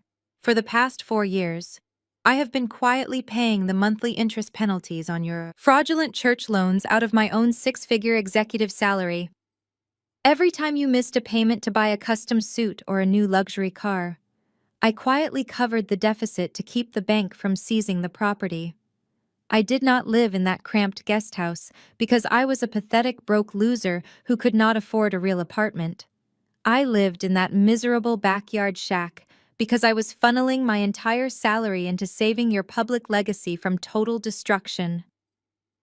My father turned a sickly shade of ash gray. He slumped back into his heavy leather chair, staring at me with wide, terrified eyes. He finally understood the magnitude of his stupidity. He had spent years mocking and abusing the only person who was single-handedly keeping him out of federal prison and total bankruptcy. My mother. Vivian let out an agonizing sob. She buried her face in her trembling hands, realizing her golden child had brought only ruin to the family, while the daughter she neglected was their silent savior. She cried loudly, her expensive makeup running down her face as the illusion of her wealthy family permanently shattered into a million pieces in front of her. I reached into my tailored suit jacket and pulled out the white piece of paper my father had shoved onto my moving box. I slowly unfolded the handwritten invoice and placed it gently on top of the digital tablet. You proudly handed me this ridiculous invoice for $150,000. I said, my voice echoing in the silent boardroom. You stood in front of the entire extended family and demanded back rent for 5 years of living in your backyard. You called me a pathetic freeloader while you drank iced tea and celebrated kicking me out onto the street. I leaned forward, resting my elbows on the mahogany table, and looked into his terrified eyes. Over the last 4 years, I have secretly paid over $800,000 of my own wealth to save this family from destruction. So when you proudly threw that cruel eviction barbecue and happily called me a worthless freeloader, you actually evicted your only landlord. The sheer impact of that specific sentence hit the room like a massive physical shockwave. My father closed his eyes tightly and silent tears began to leak down his deeply wrinkled cheeks. He had absolutely nothing to say in his own defense. There was no charismatic pastoral charm or manipulative religious scripture that could possibly save him from the devastating reality of his own incredibly arrogant actions. He had violently bitten the only hand that had ever truly fed him, and now he was going to starve completely alone. Vivian continued to weep uncontrollably. Violently, rocking back and forth in her expensive leather chair, Chad was still staring blindly at the forged government document, completely paralyzed by his impending federal prison sentence. But Chloe simply could not handle the suffocating tension building inside the massive corporate room. Her entire fragile identity was entirely built on being infinitely superior to me, and her mind was aggressively rejecting the absolute crushing truth. She suddenly slammed both of her manicured hands down on the solid mahogany table and jumped up aggressively from her heavy leather chair. Her flawless face was bright red with sheer panic and helpless, furious rage. She pointed a shaking finger directly at my face, her chest heaving violently under her designer clothing. "Fine!" she screamed, her high-pitched voice cracking loudly in the sterile corporate boardroom. "So you paid the stupid mortgage, and you secretly work for this massive institutional bank. We completely get it, Maya. You finally proved you are infinitely better than all of us. So what exactly do you want from us right now? Are you just going to sit there silently in your expensive suit and arrogantly gloat, or are you going to tell us exactly what happens next?" I looked at Chloe, who was standing there breathing heavily and demanding answers like a spoiled child. I did not raise my voice to match her hysterical tone. "What I want from you is very simple, Chloe," I replied evenly. "I want to do my official corporate job." I slowly shifted my cold gaze away from my screaming sister and looked directly across the mahogany table at Chad. He was still staring blankly at the printed copy of his incredibly sloppy forged zoning permit. His face was covered in a thick layer of cold sweat. "Chad," I said sharply, making sure he finally looked up and met my eyes. "When you arrogantly decided to play the role of a wealthy tech billionaire, you really should have taken the time to learn how federal banking laws actually operate. I did not just freeze your commercial loan account to teach you a family lesson. I officially reported your forged government permit directly to the highest levels of the federal authorities. The stern agents who visited your front porch this morning were not there to ask polite neighborhood questions. They were there to officially serve a mandatory federal subpoena for aggravated wire fraud and the intentional forgery of official municipal documents. You committed a massive felony against a federally insured financial institution." I continued, my voice completely void of any mercy or hesitation. "You use the internet to transmit a fabricated government seal, which instantly upgrades your petty local crime to a severe federal offense. The minimum mandatory sentencing guidelines for this specific level of institutional bank fraud are incredibly strict. The United States federal government has a nearly perfect conviction rate when it comes to prosecuting white-collar financial crimes backed by this much digital evidence." Chad tried to open his mouth to speak, but no words came out. He just let out a pathetic whimpering sound, shaking his head back and forth, as if denying reality would somehow magically make the federal charges disappear. "I have personally handed the federal investigators your computer network address, the exact digital timestamps of your upload, and the undeniable proof of your criminal intent," I told him, leaning forward slightly so he could hear every single devastating syllable. "Your corporate lawyers cannot save you because you have no money left to pay them. Your massive loan is permanently canceled, and your assets are completely seized by the United States government.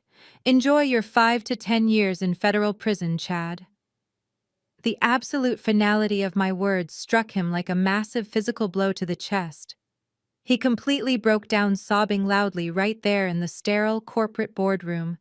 He buried his face in his trembling hands and cried like a terrified child who had finally been caught stealing. His chest heaved violently as he desperately gasped for air, completely overwhelmed by the terrifying reality of spending the next decade of his life locked inside a federal penitentiary. He started frantically apologizing, babbling incoherently about how sorry he was and how he never meant to hurt anyone. He aggressively pointed his shaking finger at Chloe and loudly blamed her expensive shopping habits for driving him to commit the financial fraud. Chloe stared at her weeping husband with absolute disgust, finally realizing that the wealthy, glamorous life she thought she had secured was completely fake and entirely over. She slowly sank back into her heavy leather chair, completely speechless, as the massive weight of their collective failure finally crushed her arrogant spirit. She looked completely pathetic, sitting there in her designer clothes next to a federally indicted criminal who was loudly crying into his own hands. I let Chad cry for another full minute, allowing the miserable sound of his total defeat to echo off the cold glass walls of the massive room. Then, I turned my attention back to my father. Reverend Calvin was practically hyperventilating. His pristine pastoral image was completely shattered, and he looked like a terrified, broken old man. I reached over to the thick stack of financial documents sitting next to my digital tablet.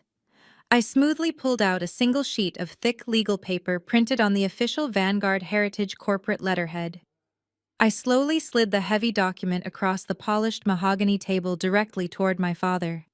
He stared down at the crisp white paper, but his hands were shaking so violently that he could not even reach out to pick it up. "That is your official notice of immediate foreclosure," I stated calmly, watching the last remaining drops of color completely drain from his wrinkled face.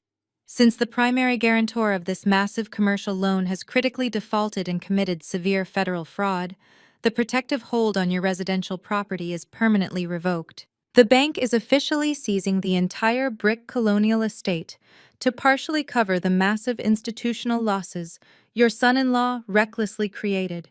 You are no longer the owner of that massive property. You are now illegally trespassing on corporate land." My mother Vivian let out a loud, agonizing wail, covering her ears, as if trying to physically block out my words. My father looked up at me, his eyes wide with absolute horror and deep, desperate panic. "You have exactly 7 days to completely vacate the property," I announced, my voice echoing with terrifying authority. "You must remove all of your personal belongings by next Monday evening. If you are still inside the house on Tuesday morning, the local county sheriff will arrive to forcibly remove you from the premises." "Maya, please," he whispered, his voice cracking completely. "This is our family home. This is where you grew up. I built that church community from the ground up. You cannot throw your own mother and father out onto the street like common criminals. Where are we supposed to go?" I leaned back in my oversized leather executive chair, entirely unmoved by his pathetic emotional manipulation. "That is no longer my problem, Calvin," I replied coldly, using his first name to clearly establish that our familial relationship was completely dead. "The local authorities have already been formally notified of the impending eviction. The property will be completely fenced off, and the heavy commercial bulldozers are coming next Tuesday morning to demolish the house and clear the valuable land for commercial redevelopment." The crushing reality of losing absolutely everything finally broke the proud community pastor. The man who had spent his entire life preaching about divine favor and demanding absolute respect from his congregation was completely destroyed by his own blind greed and arrogant favoritism. My father slowly slid out of his heavy leather chair and dropped heavily onto his knees right there on the pristine corporate boardroom floor. He clasped his trembling hands together, holding them up toward me as tears streamed rapidly down his face. He began to desperately beg for his life. Reverend Calvin stayed on his knees against the cold hardwood floor of the corporate boardroom. His expensive linen suit was completely wrinkled and stained with his own sweat. He looked up at me with bloodshot eyes and began to fiercely quote religious scripture, hoping to manipulate my emotions the exact same way he manipulated his wealthy church congregation. "Maya, please listen to the word of the Lord," he pleaded, his voice shaking violently. "Blessed are the merciful, for they shall be shown mercy. I am your father, and I have sinned against heaven and against you. But the Bible teaches us absolute forgiveness. You cannot let the bank destroy our family sanctuary. We can rebuild this together. I will publicly apologize to you in front of the entire church. Just please give me another chance to be a righteous father." I stared down at him without a single ounce of pity. "You did not show me any of that divine mercy when you proudly handed me a fake invoice for $150,000. I replied, my voice completely flat and unbothered. "You did not quote any religious scripture about kindness when you stood in the backyard drinking iced tea and happily watching Chad mock my career. The massive global financial institution that currently owns your debt does not accept Bible verses as a valid form of currency, Calvin. Your fake pastoral charm has absolutely no power in this building. You are simply a severely delinquent account that I am legally liquidating." Seeing that her husband was completely failing to break through my cold exterior, my mother Vivian suddenly jumped up from her heavy leather chair. She rushed around the massive mahogany table, tears streaming rapidly down her perfectly made-up face. She threw her arms out wide desperately, trying to pull me into a deep physical embrace. She was aggressively playing the ultimate mother card. "Maya, my sweet, beautiful baby girl," she sobbed loudly, her voice echoing off the glass walls. "I am your mother. I carried you inside me for 9 months. You are my own flesh and blood, and a mother has a sacred, unbreakable bond with her daughter. I know we made some terrible mistakes, but deep down, we have always loved you so much. Please do not do this to your own mother. We will change. I promise you everything will be completely different from now on." As she lunged forward to hug me, I calmly took a deliberate step backward, smoothly avoiding her desperate physical grasp. The corporate attorney sitting to my right instantly stood up defensively, but I held up my hand to silently signal that I was completely in control. Vivian stumbled slightly, her arms wrapping around empty air. "You did not act like a caring mother when you quietly emptied my entire college savings account to pay for Chloe's luxurious destination wedding," I told her, my tone dropping to a chilling whisper. "You did not feel any sacred maternal bond when you happily packed my belongings into cheap cardboard boxes and threw me out of the guest house so your golden child could have a little more space. You only remembered that I was your daughter the exact second you realized I controlled all of your money. Your maternal love is completely conditional, and I am no longer funding your delusions." Vivian gasped loudly, clutching her chest, as if she had just been shot.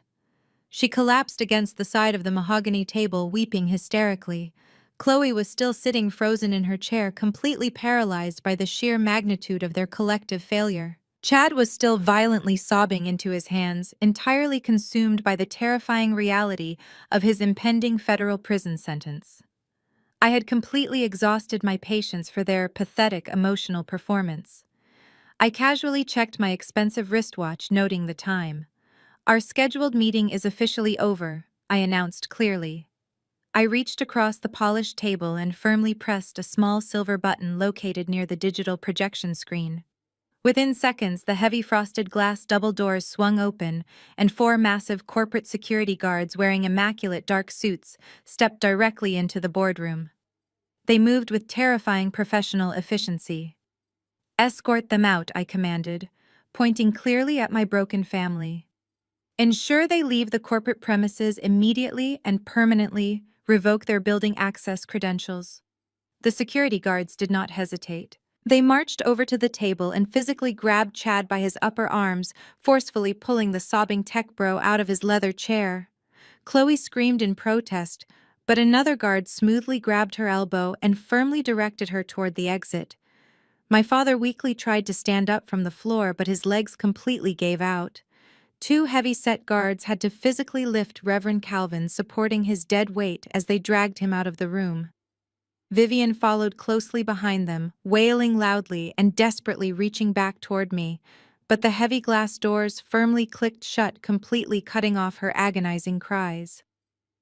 I stood in the quiet boardroom and watched through the glass walls as my family was aggressively paraded down the long, pristine corporate hallway. It was the ultimate walk of shame. The powerful executives and sharp attorneys walking past them stopped to openly stare at the pathetic, chaotic spectacle. My family was forcefully packed into the golden elevator and sent directly down to the lobby. They were forcefully pushed out through the massive glass entry doors and deposited right onto the sweltering downtown pavement, completely stripped of their wealth, their dignity, and their fake public image. But the absolute worst part of their nightmare was just beginning.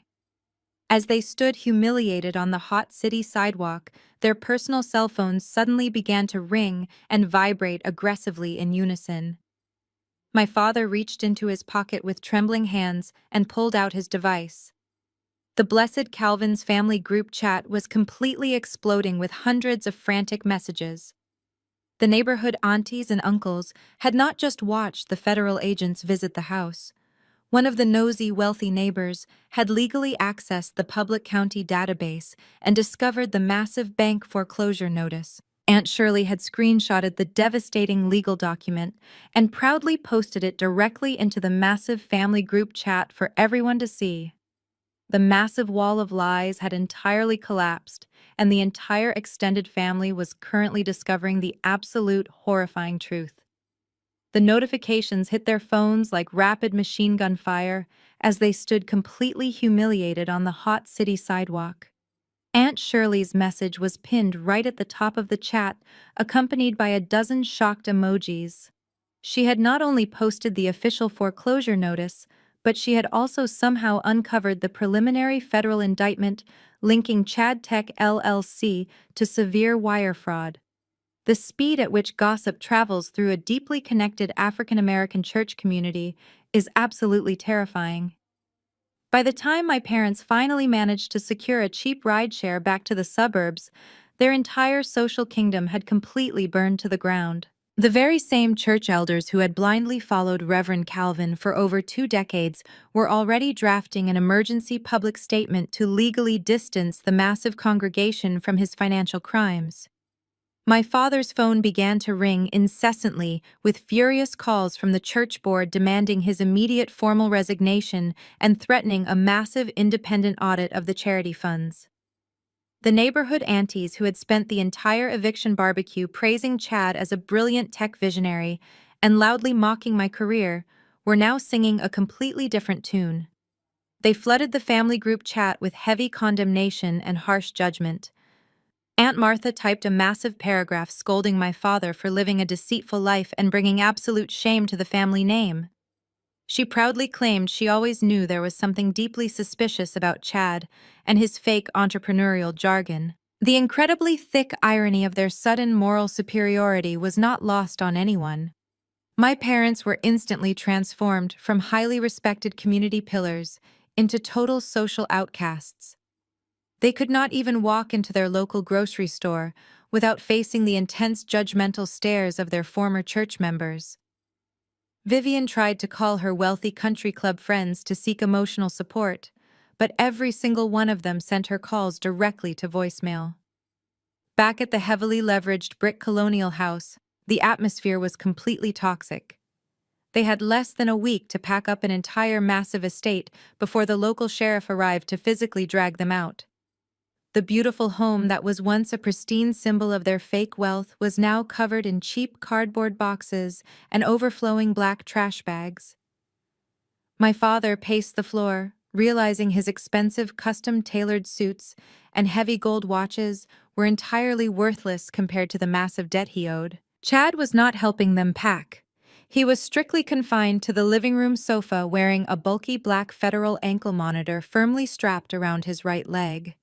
A federal judge had officially deemed him a severe flight risk given the massive amount of money involved in his wire fraud, and he was currently out on a highly restricted bond while awaiting his criminal trial. The heavy plastic device beeped loudly every time he moved too far from the designated residential base station, serving as a constant, humiliating reminder of his impending prison sentence. He stared blankly at the television screen, looking completely dead inside. Chloe stormed down the grand wooden staircase, dragging 2 massive designer suitcases behind her. She did not bother to pack any of his clothes or check to see if he was okay. She kicked a stray moving box out of her way and glared at her husband with absolute disgust. She loudly declared that she was not going to spend the best years of her youth being legally married to a broke, convicted felon. She demanded an immediate annulment and aggressively marched right out the front door, completely abandoning him the exact second the stolen money stopped flowing. Her precious white Range Rover had already been officially repossessed from the driveway earlier that morning by a ruthless collection agency, so she was forced to call a cheap taxi to haul her heavy luggage away. While my toxic family was busy tearing each other apart inside a collapsing house, I was experiencing absolute perfect peace. I was sitting comfortably on the plush velvet sofa in my luxury penthouse, wearing comfortable silk pajamas and sipping a crisp glass of expensive white wine. The massive floor-to-ceiling windows offered a stunning twilight view of the Atlanta skyline, but my attention was entirely focused on my personal cell phone resting on the glass coffee table. The device was vibrating constantly. The exact same relatives who had happily watched my father hand me a fake invoice for back rent were now frantically trying to contact the new billionaire of the family. I did not answer a single call. I simply let them all roll directly to my digital voicemail box and listened to the recorded messages while I drank my wine. Aunt Shirley left a 5-minute audio recording starting with a completely fake sweet tone. She proudly told me how she had fiercely defended me in the family group chat and suddenly mentioned that her roof needed some expensive repairs. She boldly asked if her favorite successful niece could spot her a quick $10,000 loan. Uncle Marcus left a message aggressively pitching a horrible restaurant business idea and asking for a massive seed investment. Even cousins who had not spoken to me in a decade were suddenly calling to invite me to dinner. They were all completely shameless. They had completely ignored my existence for years, but the second they realized I possessed massive institutional power and real wealth, they magically decided I was their favorite relative. I tapped the screen and permanently deleted every single incoming message without a second thought. I was absolutely done being the financial safety net for a family of greedy hypocrites. Just as I was about to turn the phone completely off for the night, a brand new voicemail notification popped up on the bright screen. The incoming caller identification clearly displayed my sister Chloe's name. I took a slow sip of my wine and pressed play. Chloe's voice filtered through the phone speaker, but her signature arrogant tone was completely gone. She sounded incredibly small, pathetic, and entirely desperate. "Maya, please pick up the phone," she cried, her voice cracking with heavy sobs. "The taxi dropped me off, but my credit cards are completely frozen, and none of my wealthy friends will return my calls because of the federal scandal. I have absolutely nowhere to go, and it is getting dark outside. Please, Maya, I am your little sister. Can I just come sleep on your penthouse couch for a few nights until I figure this out?" I did not call her back. I did not send a single text message offering any false hope.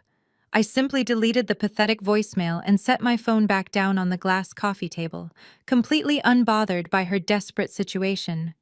But my entirely delusional sister was not going to give up that easily. Less than 20 minutes later, the highly secure intercom system mounted on my penthouse wall buzzed softly. It was the overnight concierge calling directly from the main lobby desk. He politely informed me that a frantic young woman claiming to be my sister was currently standing at the front desk, aggressively demanding to be led up to my private residence. The concierge noted that she was making a loud scene and asked if I wanted the building security team to forcibly remove her from the premises. I thought about it for a brief moment. I could have easily told them to throw her out onto the dark street without ever looking at her face again. But I realized I needed to personally deliver this final rejection to ensure she never returned. I told the concierge I would be right down. I took my time riding the private golden elevator down to the ground floor.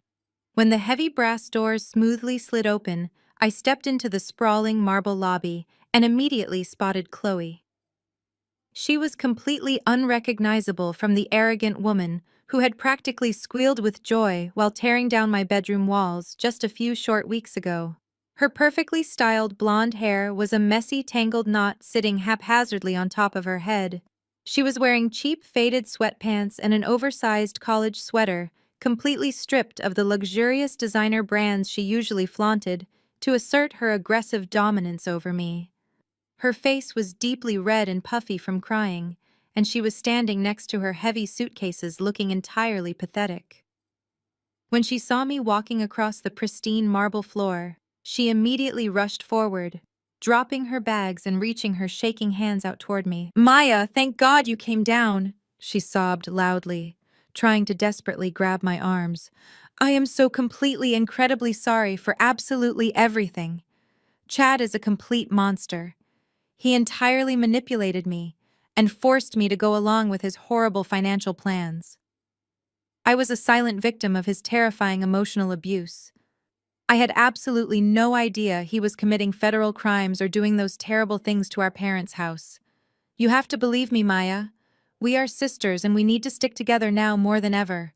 Please just let me come upstairs and wash my face. I just need a safe, warm place to stay while I hire a divorce lawyer and figure out my next move. I stood perfectly still, keeping my arms firmly at my sides and completely refusing to return her desperate physical affection. I looked down at her tear-stained face and felt absolutely nothing but cold, sharp clarity. You were not a helpless victim, Chloe, I stated evenly, my voice ringing clearly through the quiet luxury lobby. You were a highly active and incredibly enthusiastic participant in every single cruel thing that happened to me. You did not look like a manipulated hostage when you were proudly driving that fraudulently purchased white Range Rover and bragging about your new wealthy tax bracket. You were not under extreme emotional distress when you happily sent me a high-definition video of my home being violently demolished. She opened her mouth to argue, to spin another pathetic web of lies to save herself, but I held up my hand, stopping her instantly. You did not just passively stand by and watch me get evicted. I continued stepping closer to her so she could not escape the heavy weight of my words. You actively participated in my public humiliation.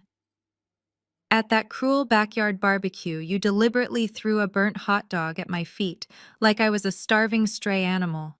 You laughed right in my face and told me that my tiny living space was finally going to be used to generate real wealth you were incredibly proud of. Incredibly. Yourself when you thought you had successfully destroyed my life.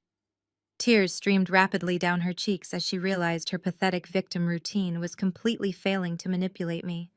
Maya, please, she begged, her voice cracking into a high-pitched, terrified whine. I was just stupid and caught up in the moment. I am completely broke. I have absolutely zero money, and I do not know how to survive out here in the city. I have never had to work a real job in my entire life. What am I supposed to do now? I looked at her with pure, icy indifference. You threw a hot dog at me and told me to get a job at McDonald's, I said, delivering the final devastating blow with absolute precision. They are hiring Chloe. I highly suggest you fill out an application. I turned my head and looked directly at the stern security guard standing near the reception desk. She is not a guest, I informed him clearly. Please escort this woman off the corporate property immediately and add her name to the permanent restricted entry list. If she ever returns, call the local police and have her arrested for trespassing. I turned my back on my weeping sister and walked calmly toward the golden elevator. I did not turn around when she screamed my name in pure desperation, and I did not flinch when the security guards firmly grabbed her arms to drag her out of the lobby. The heavy brass doors closed silently, separating me from her toxic existence. Forever, I rode the elevator back up to my beautiful penthouse, feeling incredibly light and completely free. My sister had finally been forced to enter the real world without a safety net. Her golden child status was completely revoked, but the ultimate grand finale of my revenge was scheduled for the very next morning. The sun was about to rise on a brand new day in Atlanta, and it was officially moving day for my parents. The following morning arrived with a brutal and suffocating humidity that seemed to perfectly mirror the suffocating reality settling over the brick colonial house. My father, Reverend Calvin, stood on the manicured front lawn wearing a stained t-shirt and faded jeans, completely stripped of his usual crisp linen suits. He wiped the heavy sweat from his forehead as he stared blankly at the small, dented U-Haul truck parked awkwardly in his pristine driveway. He had spent decades carefully curating his public image as a prosperous community leader, blessed with divine financial favor. Now he was being publicly forced to pack whatever meager belongings the bank legally allowed him to keep into a rented truck that was entirely too small. The massive local moving companies he usually hired for church events had all politely declined his desperate calls, knowing perfectly well that his credit was completely destroyed and his bank accounts were frozen. My mother, Vivian was inside the house, frantically wrapping her few remaining designer plates in cheap newspaper, sobbing loudly with every dish she packed. Chad was nowhere to be seen.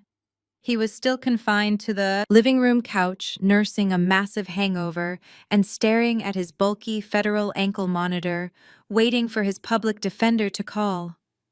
The once quiet and respectful neighborhood had suddenly transformed into a cruel public theater. Several of their wealthy neighbors had conveniently decided to walk their expensive purebred dogs or water their front lawns that morning, slowing down as they passed the colonial house, just to aggressively stare and whisper among themselves.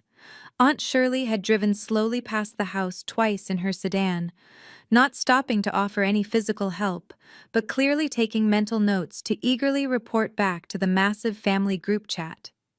The absolute ultimate humiliation arrived precisely at 9 in the morning. A heavy white commercial truck pulled up to the curb, and two men wearing bright yellow high-visibility vests stepped out. They did not knock on the front door or introduce themselves to my father. They simply walked directly onto the center of the perfectly manicured lawn, carrying a massive heavy wooden sign attached to a thick metal post. One of the men raised a heavy sledgehammer and violently pounded the metal post deep into the green grass, exactly in the spot where the cruel Eviction barbecue tent had stood just a few weeks prior. The massive sign was painted bright red and white, boldly declaring the property as bank-owned and available at public auction. My father flinched with every strike of the sledgehammer, feeling as if the heavy tool was violently smashing his entire legacy into pieces. He slowly walked over to the massive bank sign and gently placed his trembling hand against the rough wooden edge. The crushing weight of absolute realization finally hit him with the force of a speeding train.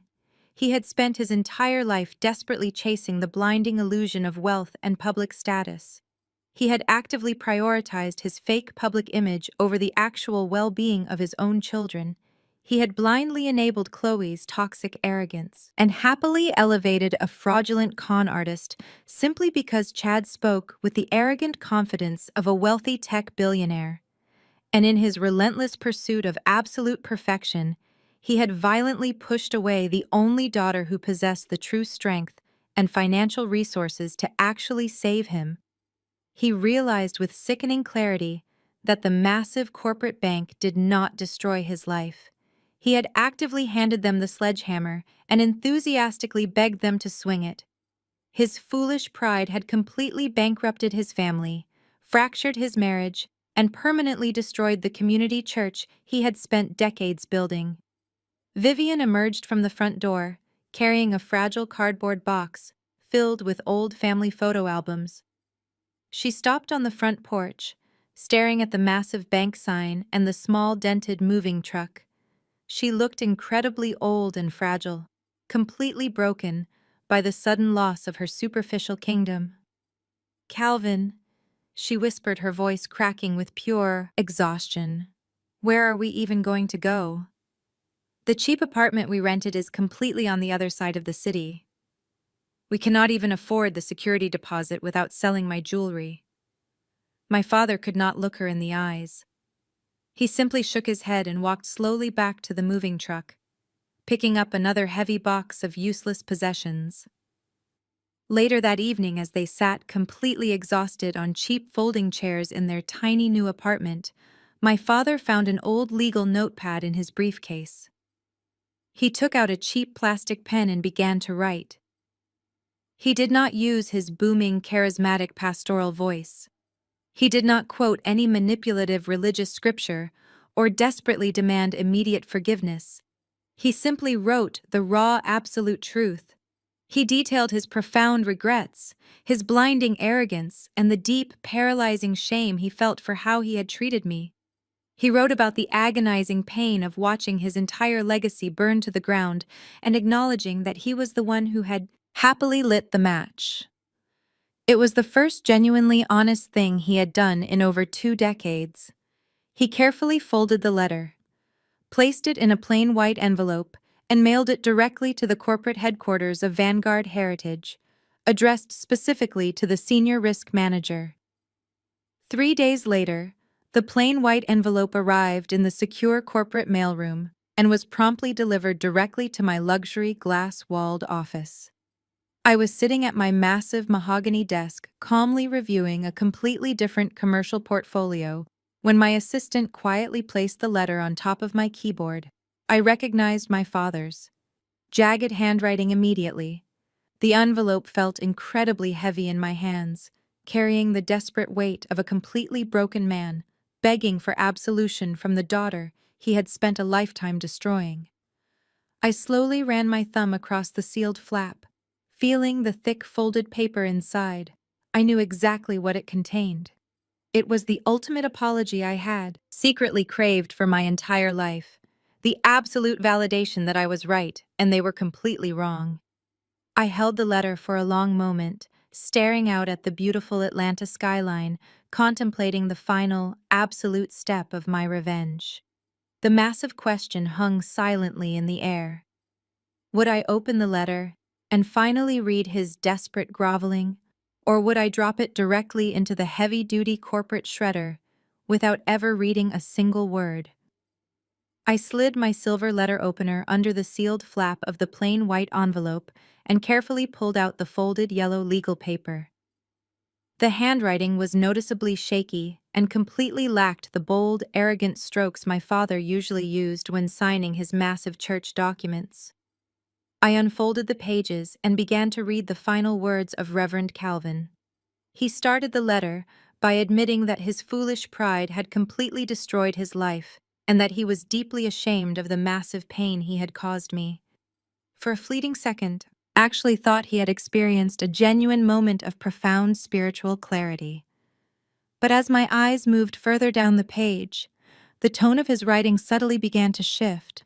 The raw honesty quickly faded, and the exact same manipulative pastoral voice he had used to control his massive congregation for decades began to bleed directly through the ink. He started writing about how God deliberately tests families with severe financial hardship to bring them closer together. He subtly implied that my massive corporate wealth and executive power were actually divine blessings that were strictly meant to be shared with those who had tragically stumbled from the righteous path. He even had the absolute audacity to suggest that Vanguard Heritage could somehow hire him as a highly paid cultural consultant to help him slowly pay off his remaining civil debts. It was not a genuine apology at all. It was just a highly calculated pivot, a desperate emotional trap designed to make me feel guilty for his own criminal stupidity. He was actively trying to cast himself as the tragic biblical hero who had momentarily fallen from grace and desperately needed his wealthy daughter to completely resurrect his fallen empire. I stopped reading halfway down the second page, completely disgusted by his endless capacity for toxic manipulation. I did not feel any lingering sadness or heavy daughterly guilt. I simply stood up from my massive mahogany desk and walked directly over to the heavy-duty industrial shredder sitting in the corner of my luxury office. I pressed the power button and fed the yellow legal paper directly into the sharp steel blades. The heavy machine whirred loudly instantly, reducing his fake pastoral apology and his toxic emotional manipulation into tiny, completely unreadable ribbons of white and yellow trash. I watched the shredded paper fall into the plastic bin, feeling an incredible wave of absolute liberation wash over my entire body. There would be absolutely no toxic forgiveness in my life. I was completely done, carrying the incredibly heavy emotional baggage of deeply flawed people who only claimed to love me when they desperately needed access to my money. The next few months moved incredibly fast, bringing absolute justice to every single person who had actively participated in my public humiliation. Chad went to trial for his massive federal wire fraud and his intentional forgery of government compliance documents. His arrogant tech bro persona completely crumbled under the intense, relentless pressure of the highly skilled federal prosecutors. He sat at the defense table sobbing loudly every single day of the trial, desperately trying to blame his criminal actions on bad legal advice and heavy family pressure. The federal judge did not show him a single ounce of mercy. The judge looked directly down from the heavy wooden bench and called his massive financial crimes a calculated attack on the integrity of the federal banking system. Chad was officially sentenced to 7 incredibly long years in a maximum security federal penitentiary, followed by 5 years of heavily supervised probation. He traded his custom black eviction master apron and his expensive tailored suits for a standard oversized orange prison jumpsuit. His massive fake corporate empire was reduced to a tiny concrete cell. Chloe quickly finalized her incredibly messy divorce, hoping to completely distance herself from her incarcerated husband. But her life did not magically return to the wealthy, glamorous status she desperately craved. Without my parents, money to constantly bail her out, or her husband's fraudulent commercial loans to fund her massive shopping sprees, she was violently forced to face the harsh reality of her own complete lack of practical skills. The beautiful golden child who used to proudly mock my career and throw burnt hot dogs at my feet was currently working full-time at a cheap discount retail store in a dying suburban shopping mall. She spent 8 incredibly humiliating hours a day folding cheap acrylic sweaters and dealing with highly aggressive angry customers just to earn a pathetic minimum wage. She lived completely alone in a cramped, dark studio apartment smelling of cheap bleach, and she took the exact same sweaty public bus she used to loudly make fun of. My parents managed to secure a tiny, rundown one-bedroom apartment on the absolute dangerous outskirts of the city, far away from the pristine, manicured lawns of their old, wealthy neighborhood. My father permanently lost his massive church congregation and his prestigious pastoral credentials.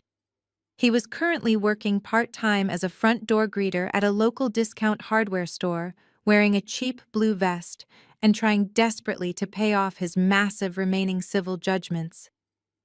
Vivian spent her days sitting in their tiny living room, staring blankly at the peeling wallpaper, completely stripped of her fake country club prestige and her expensive designer clothing.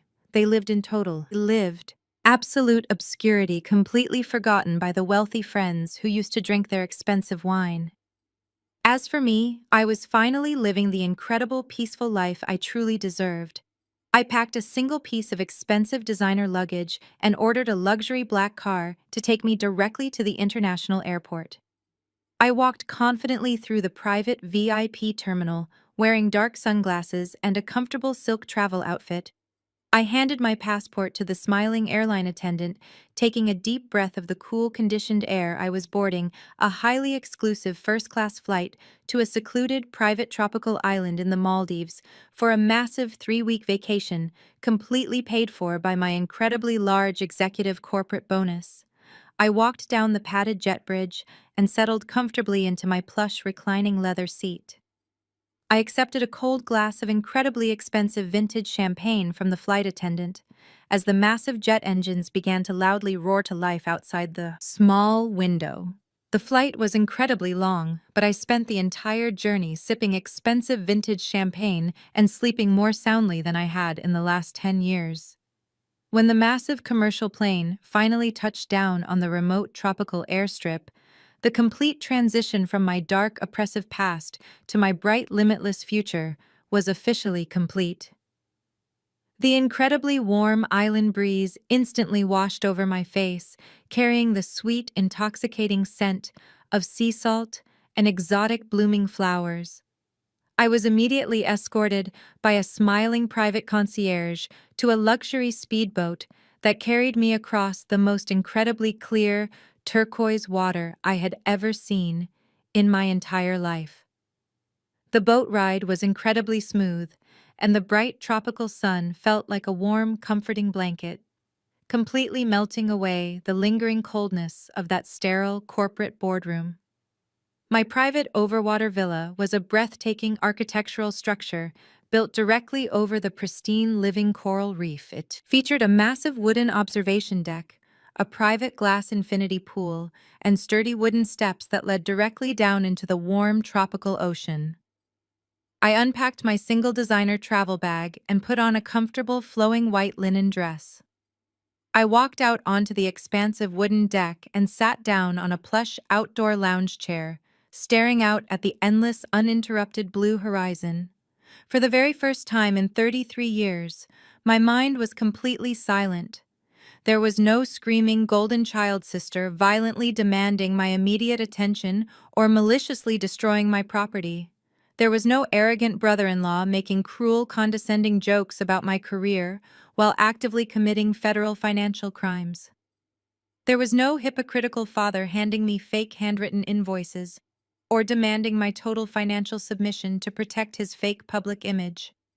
There was just the gentle, rhythmic sound of the ocean waves washing against the sturdy wooden stilts of my private luxury villa. Poured myself a crystal glass of cold, sparkling water, and simply breathed in the absolute total freedom of my brand new reality. I realized that the absolute hardest part of permanently cutting off a highly toxic family is entirely mental.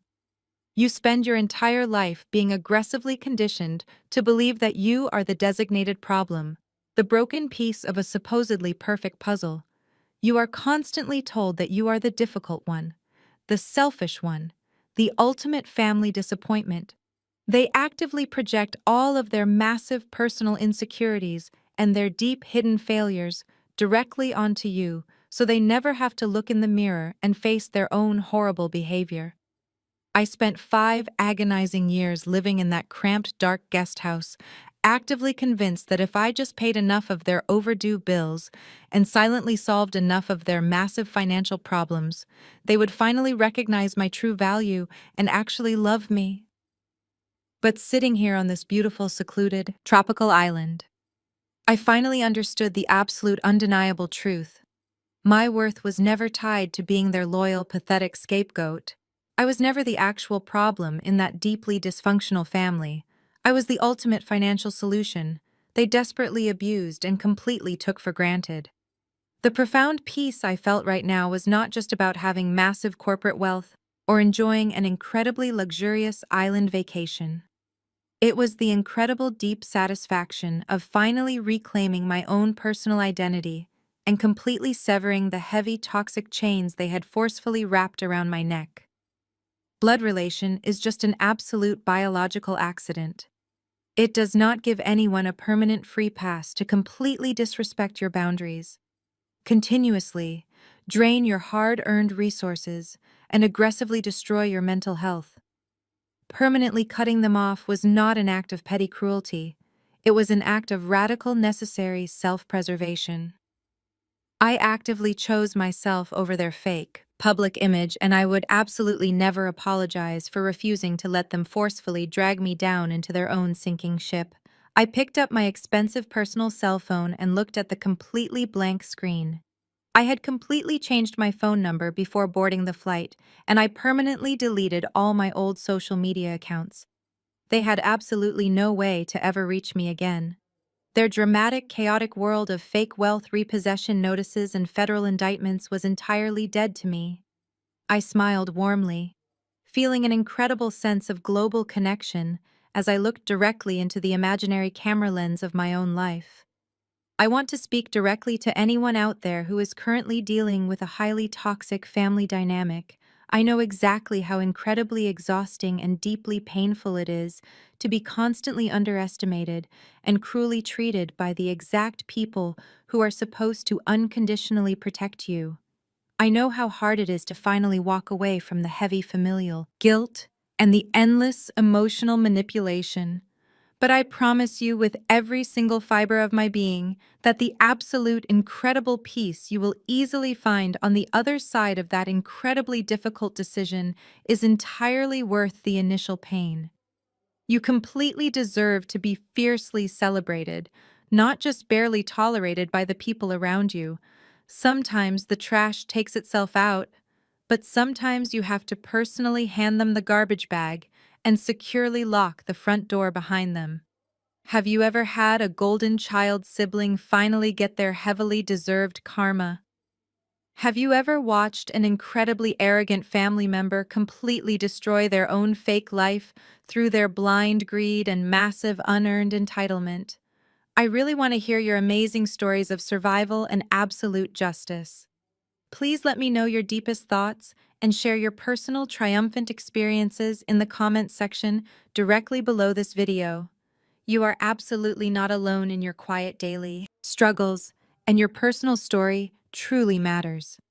Please do not forget to hit the like button and thoroughly subscribe to this channel for more incredible stories of sweet revenge and total personal empowerment.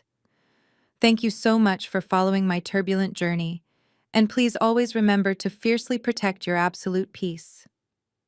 The story of Maya and her family serves as a powerful reminder of how deeply toxic family dynamics can warp our sense of reality and self-worth. For years, she was treated as the designated family failure, forced to endure cruel mockery and emotional abuse from people whose very survival actually depended on her hidden grace. The most profound lesson embedded in this narrative is that our inherent value is never determined by those who are committed to exploiting us.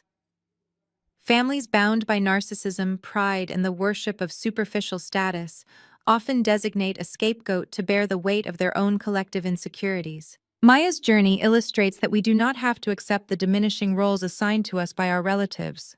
Her silent endurance was eventually replaced by absolute clarity. You cannot heal in the exact same environment that actively attempts to destroy you. Walking away from family is often heavily stigmatized by society as an act of cold betrayal, but this story redefines it as an act of radical self-preservation. When Maya finally stopped cushioning the devastating consequences of her family's arrogant choices, their manufactured empire instantly collapsed under its own weight. We learn that offering toxic forgiveness only enables further abuse. True peace is found only when we sever the heavy chains of unearned obligation and step into the reality of our own independent strength, leaving behind the suffocating burden of trying to save people who are actively trying to drown us. Healing begins the moment we stop desperately seeking love from empty wells. Take a moment today to honestly evaluate the boundaries in your own life and bravely step away from any relationship that demands your inner peace as the price of admission.